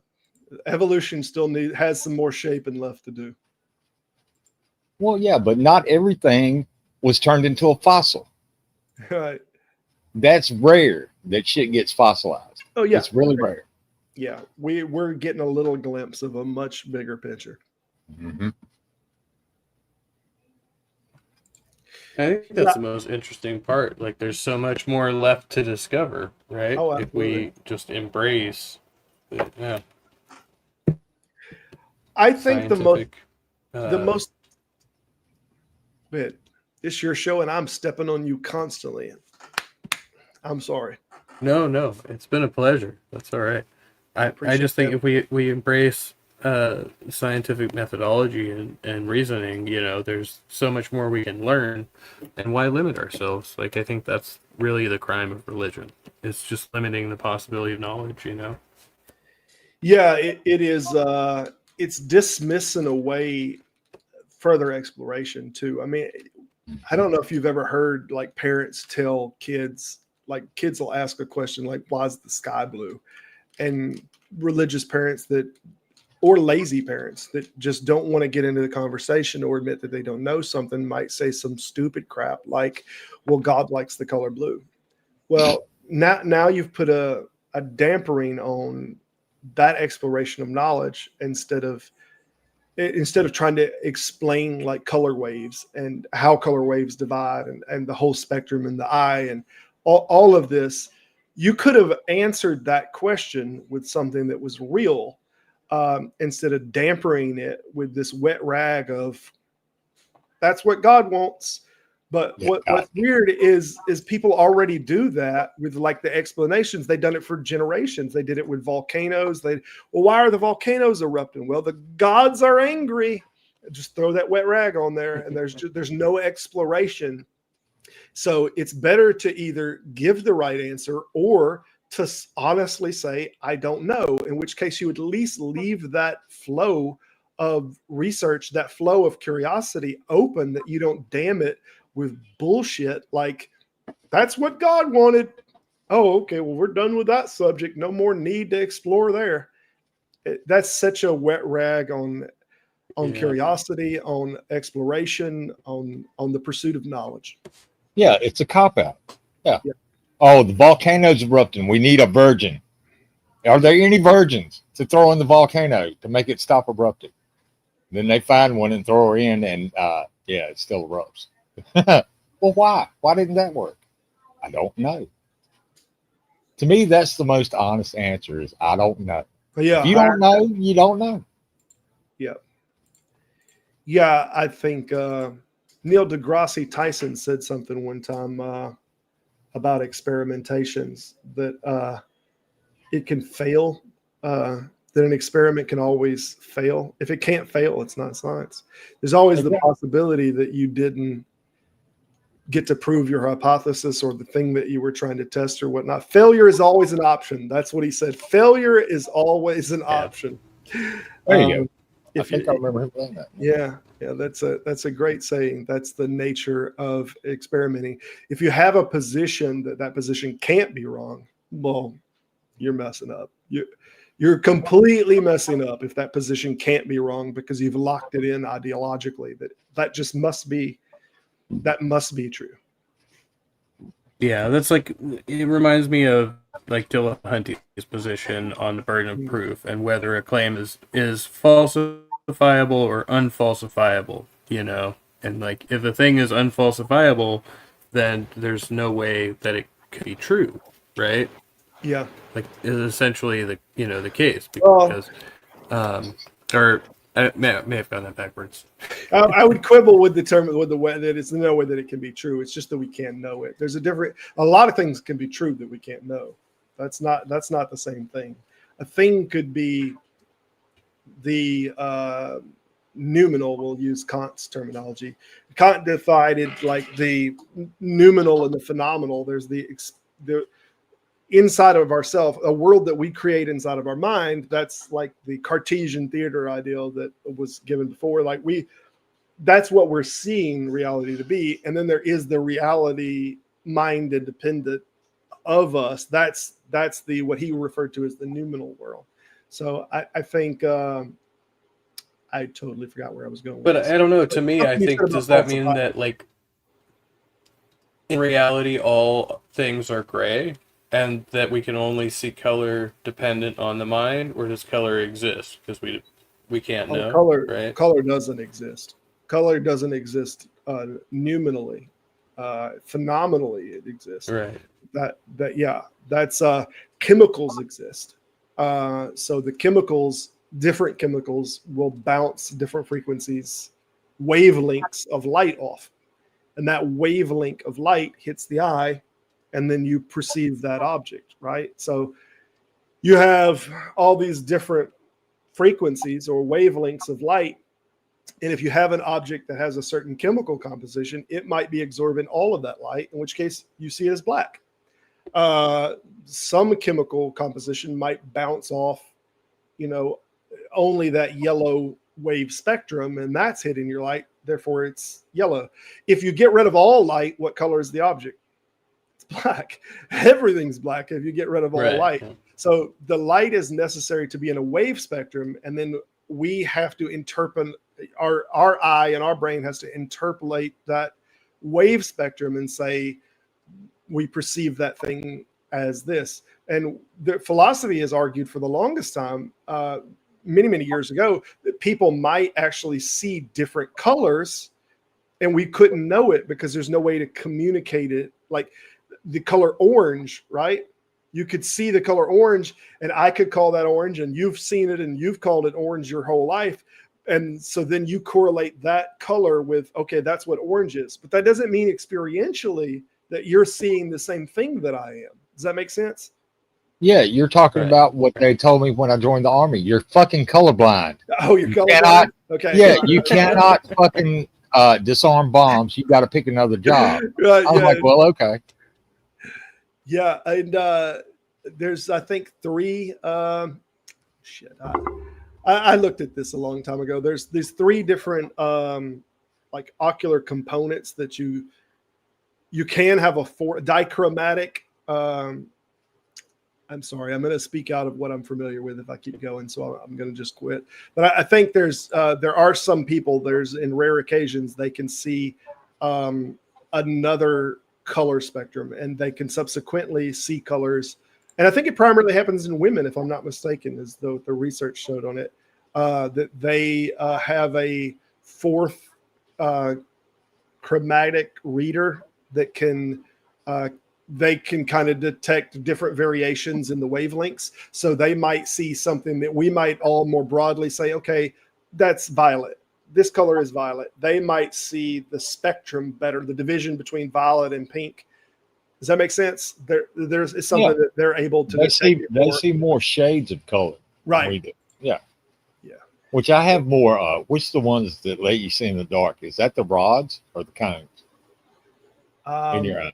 I don't know. That's about the sensitivity, like how much light has to activate them. But well, I want to be clear. That's not women as a generalization. Just that mutation is more common in women by a lot. But the mutation is still very rare. It's still a very rare thing. Well, I can see better in the dark than I could in the daylight. So I've got better night vision than I do. And the sun blinds me when I go outside and it's sunny. I can't see shit unless I got my shades on. I was just looking this up just to be sure, but it does say, trichromatic color vision is what is typically seen in humans, and so dichromatic vision is color blindness, technically. And then there are other a lot more jargon in here, but let me see. I don't have that up here. If you're dichromatic, you lose some of the color scales.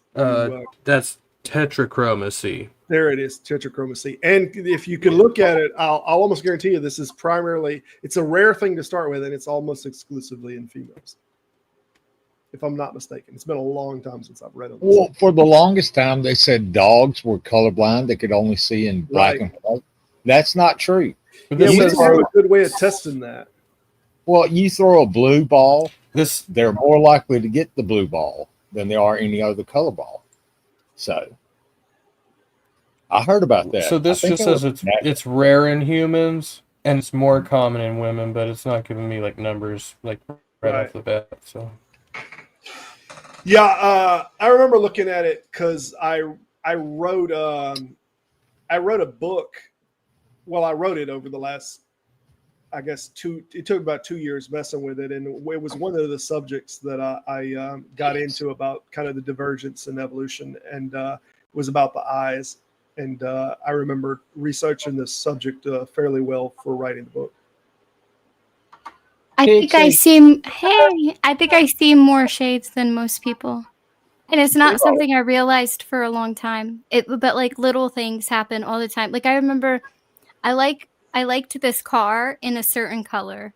And then they were like, "Oh, we have this truck in the same color." And I was like, "That's not the same color." And they were like, "No, that's the same color." And I was like, "No, that is I guarantee you that is like 2 shades lighter." Well, And they were like, no, it's the same color. So they went and looked it up to prove it to me, and I was right. And things like that happen like a lot. I'm like, no, you're wrong. That's not the right color. well, there's a test they do for the subject, but I cannot express from my understanding. It's 1 in a million. It's very rare. Well, yeah, I used to be subscribed to National Geographic, and they were doing this thing about sight in one of the issues, and it had a big fold out thing. And these were all the individual colors that most people see. And I was like, look, I only see like red, green, blue, orange, yellow, but they had all these little slices that were different shades. And I was like, that looks the same to me. So It doesn't to me. I've done the tests where they're like, well, he's colorblind. like, yeah, I am. oh, yeah. So he's on On the opposite Legally. scale. Yeah. yeah. I have 2 friends who's colorblind. One is colorblind on the red side, and the other one's colorblind on the green colors. Well, But- I mean, I But understood. I've taken those tests where you are supposed to like pick out the different colors, or they'll use like colors that are like 1 shade apart, and you have to find the number or whatever. I've done those. I failed though. But yeah, I do knew not. what they call red doesn't look red to me because red is stop, and yellow is slow, and green means go. Well, I learned that, and I don't know if I see red the way you see it at the top of the street light, because sometimes they're turned sideways, and that confuses the shit out of me. If it ain't yellow, I don't know what it is, because yellow's in the middle. Yeah. Well, all vision comes in your eye upside down, right? And your brain. Oh, sure, yeah. I thought the study that was really interesting was the study that proved we actually learn to see as human beings. Like it's that the way you see now is not the way you saw when you were born. So first they noticed that the best distance, like for like toys, interactions, anything with a young baby, was almost exactly the distance between the baby's eyes and the mom's eyes when the baby was breastfeeding. And they thought that was interesting. Well, then later when they started doing implants to help people see, they thought it was really interesting because like all these images, they were getting bombarded with all these images, and they would describe like shapes and like silhouettes almost, and it took them time for their mind to be able to translate what was coming in a way that could be categorized as seeing. Yeah. I want to quibble. Sometimes it's very difficult for us to distinguish what seeing and what perceiving is, and because sometimes we don't have any information to like fill in the rest of that. Like Bertrand Russell talks about this with the table. Like when he does this whole thing in chapter 2, The Problem of Philosophy, where he compares like looking at a table, and he asks some character inside of this context. He says, what do you see when you see the table? Let's say it's a round table, but do you see a round table? And he says, well, no, technically I see an oval table from this angle, but I know that it's just because of my angle. I know from this position that if I look at it top down, that it would be a circle. But that's not what he's seeing. He's seeing an oval, and then he's taken the experience that he knows about like distance and relation, and he's putting that along with the information that he has, and his brain is kind of constructing, okay, that's a circular table. So everything that we're like seeing, like we know these shapes, like the shape of my phone or whatnot, we know that it's a rectangular, but that's not what we perceive it. We just have all this extra Right. data. Well, that speaks more to the study in the dark, which I'll get to in a sec. But in this one, the reason they compared it more to learning rather than seeing is because it wasn't just shapes, right? It would be something like a sailboat, but they didn't see a sailboat. They saw a triangle, right? And it wasn't even like a color. They couldn't even tell you like the color of the sail, right? Like it was almost like a featureless blur, kinda. Mhm. And then they got to where they could tell you the color. But it's almost like, you know, when you take the test at the eye doctor's office and they make you stare at that little red barn. Yeah, Okay, until it gets in and out of focus. it's like a focus test. Yeah, Right. So it's almost like everything was all out of focus, Yeah. and their brain was learning to interpret Focus. everything. Yeah. Right. And so that's why they compared it to learning to see. The perceiving was the tests in the dark, and they say that if you're in pitch, like in dark before your eyes adjust, you know how people will describe like I can see the outline of the couch or I can see the outline of the chair. They say that you don't actually see it, but that your mind projects it there, which I think is interesting. I don't think at a philosophical level there's a better book to read on this subject than Bertrand Russell, The Problem of Philosophy, where he gets into kind of evaluating our perception. And Bertrand Russell had the hindsight of being able to, he's already kind of read Kant and all of these kind of great thinkers about how we're perceiving things. And he's also exists inside of a time frame where, you know, there's medical books on site and everything. So I think he's probably, I read him many years ago, and The Problem of Philosophy gave me a whole new outlook on like perception and how it is that our mind is kind of piecing everything together. But we're still not, even like a refrigerator, when we say we see the top of a table, or we're saying that the shape of that table, for example, is a circle, it's a round. Well, that's because we're given preference to the top of the table. That table's not round. It's the shape of a table, if that makes sense. At any angle that you're seeing it at, it's that shape. Is there a description for that shape? There's no description for that shape. Does that make sense? Like if you see these keys, and let's say these keys are blacked out, well, the shape of that black image, right? That's the shape of it. That's the shape that you're seeing. But you're taking, like with the table, you're taking the information of what's practical to you, which is the top of the table, and you're describing it based on that shape specifically from the top. People do it with refrigerators and everything. So they say, well, that's the front of the refrigerator because that's what's the pragmatic to them, is the side that they open. They wouldn't, you know, pick an angle like a corner and describe the refrigerator from that angle because that's not practical. They don't have any practical use for that angle. Does that make sense? Like everything's pragmatic. They're describing everything in terms of its shape is from the practical angle that they get some benefit out of. So then they think of everything's in like 90 degrees. So we describe everything in top, you know, left, right, up, down. We describe things in these terms, but that's not how we're perceiving them. Well, our perception of a thing determines our reality of the thing. Yeah. When you say round or circle, you're talking in geometric terms, like on a flat piece of paper. Right. But even like with this roll of tape here, this painter's tape, this shape that you're seeing right now, you might not have a word for that. Maybe it's an elongated oval or something that you're seeing right now. But like when you describe the tape, you wouldn't describe it by this. You would describe it as it's a circle, right? A round tape. Right, because that's the practical. And in the same way with the table, you say that the surface of the table is round, or you say that any shape that you see, like the refrigerator, for example, oh, that's a rectangle. But you're never seeing it almost dead on. So it's all of these shapes. What it is it's not it's not just a circle.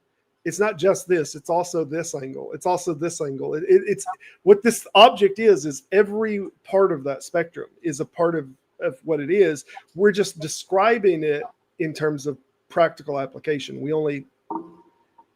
Anyway, there's a lot of books that talk about kind of that subject of perspective, but I think Bertrand Russell's vocabulary and his understanding of it is probably one of the better ones to read. Well, I've been on here long enough. Sorry, I jumped out. I had to jump out for a minute, but yeah, I definitely. I mean, I don't know about which works you're talking about, but I'm a big fan of Bertrand Russell too. Yeah. But yeah, thanks for coming by. If you got to no pop doubt. out. The problem of We've gone almost philosophy is 3 hours. I've been here a minute, and I was messing with a project that I suppose I need to get back to. I'm just doodling, but I got to go pee, talk to the wife, share some family time. It's good chatting with you. Good chatting with you, Clockwork, Pixie. Y'all have a good one. Take care. Good. All right, thanks, Robert. Yeah. Have a good night, man. Yeah, take care.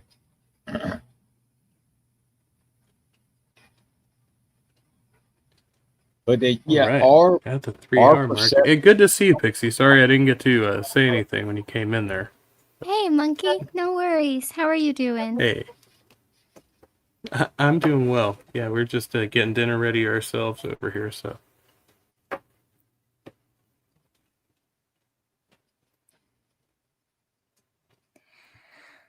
But, oh, yeah. I had How are you? You Teriyaki know, no chicken? complaint. Hmm? All right, cool. Sorry about that. Yeah, we're doing some barbecue chicken. You're good. I hear a little bit of echo. I don't know if it's on my end or what. It might be on my end. Hang on. No. It was Okay. probably me because I was on OBS earlier, and I forget my gains level has to be different from StreamYard to OBS, so it was Oh, okay. probably me. And Yeah, that should much be better much now. better. Yeah. Okay. Yeah. I just realized I was like, oh, I was on OBS. Let me check my gains, and then I was like, oh, yeah, it was probably me. I don't know. For some reason, when I stream through OBS, I have to turn my gains like way up, or everybody says that they can't hear me. Then I have to remember to turn Oh, it yeah. down before I go anywhere else. Yeah, it's like every time I'm on Prism, I have to turn the mic all the way up, and yeah, it's ridiculous. Oh yeah, my mic's all the way up either way. I have to change my gains for some reason. Yeah. I'm also using like a different mic every time I stream. Hey, Raven. Oh, one second. That's so cute. All right, here, you can say hi. Say hello, everybody. Hello. Hello. Who is it? Who is that? That's Rex and Pixie. Oh. Hi. Hi. TikTok. I'll be right back.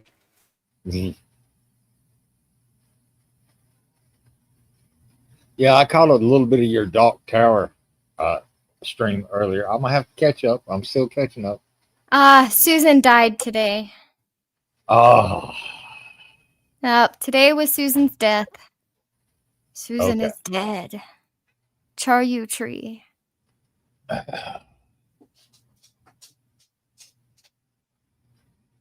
And we got our first foreshadowing of Oi's death. oh really? Oh. Mm. In the when he looks in the wizard's rainbow, the pink glass, one of the things he sees is a Billy Bumbler that says "Oi" impaled on a tree, I think.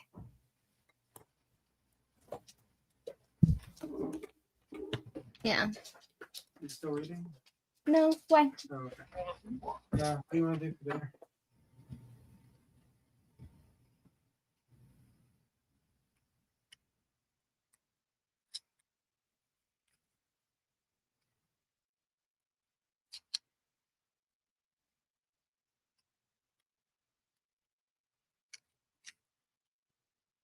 So you been okay otherwise, Pix?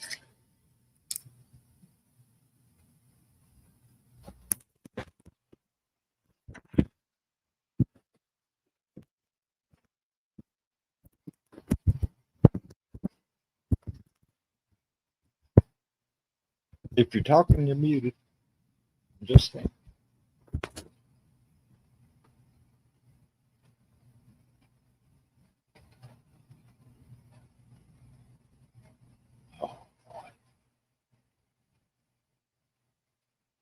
I'm back.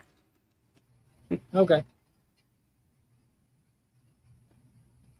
I did Oh, put a no, link in there for Skeptic Philosophy down there in the comments or the live chat if anybody wants to go check out his channel. He's got some videos up there.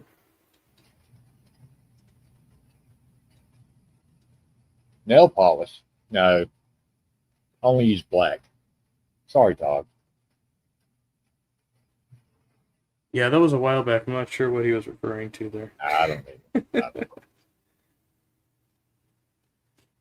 I've known Tog for a while too. If it's the same Tog I'm thinking of. Oh yeah, that's Todd. Yeah. You know Todd. Okay. We've had a few chats actually. Recently I went over to his channel. Well, like within like the last 6 months or whatever, and then so I kind of was looking back at those conversations or one of those conversations. Like recently. I've heard a few people say this, and we're like, out of all the Christians, I have some of the best conversations with Tog. So, at least online. Oh, fair enough. I mean, I've had some good conversations with Tog. I just have been busy and haven't seen anybody in a while. So, yeah. We're harvesting pumpkins, man. It's for Halloween, Thanksgiving, and Christmas. So if you get one on the East Coast, it probably came out of a field I picked. So. All right, fair enough. Nice. Well, put your stamp on it so we know. Yeah, I've had a few people ask me to do that. I don't have an official stamp. I'll take a Sharpie and put like CR on the bottom. Yeah, that might work. Right. If you get one with a CR on it, hey, I have touched it. Yes. I find it hilarious because oh, go ahead. We'll get shipments of like the little like cherry tomatoes or other little mini tomatoes that we get here. They like to snack on, and so some of them there's a particular brand. I guess when you get it, and they show a picture of like a worker in Mexico or wherever they are. Like the person, like this person picked your fruit, and it'll like give you like their name and their picture or whatever. Supposedly their name. I doubt they put the real name on there, but who knows? Yeah. My name is Inigo Montoya. You killed my father. Yeah. To die. Yeah. I pictured tomatoes. Enjoy. Like, oh, do you stick each one of them up your butt before you send them? Yeah. No. I don't know.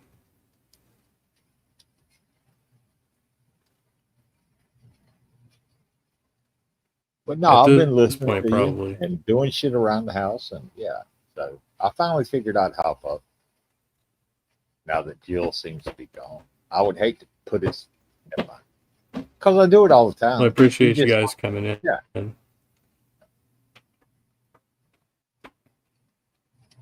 All right. Yeah, I didn't know how long I was going to be going tonight, and then we had Robert. What happened? Oh, somebody's knocking on the door. I was just going to ask you, do you have a song request? I can play it. Something you want to Actually, I was going to play a song. I was wondering, are you a big fan of the Meat Puppets? The Meat Puppets? Yeah. Okay, which one? See if we can get this one on here. I got All Up right. on the Sun. Okay. And here it comes. Upon the Sun?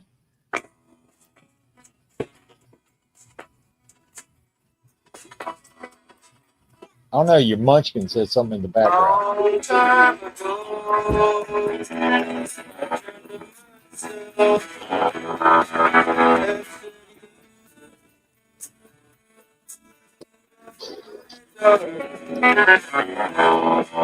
Can you hear that all right?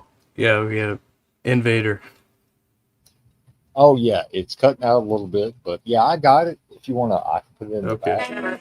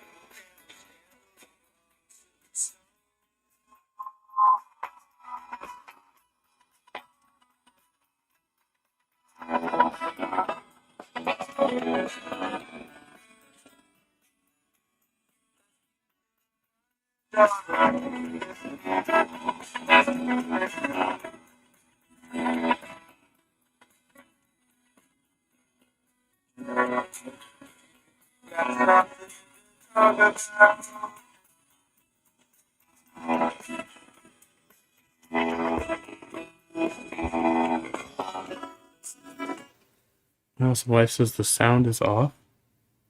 It might be very low. I don't know. Trying to figure out where it's registering on the mic. Rex, he said it was cutting in and out. Maybe I could share it through YouTube. Anyway. Tethering in and out. Okay.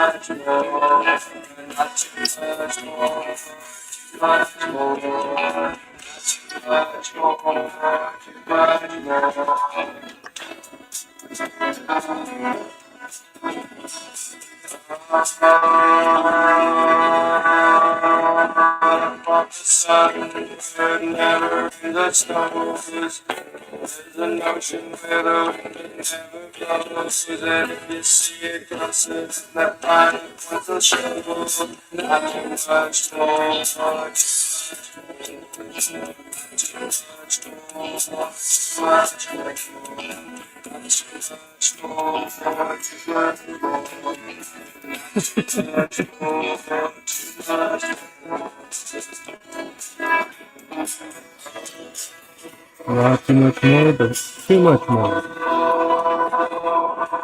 Well, looks like I have duties to attend to.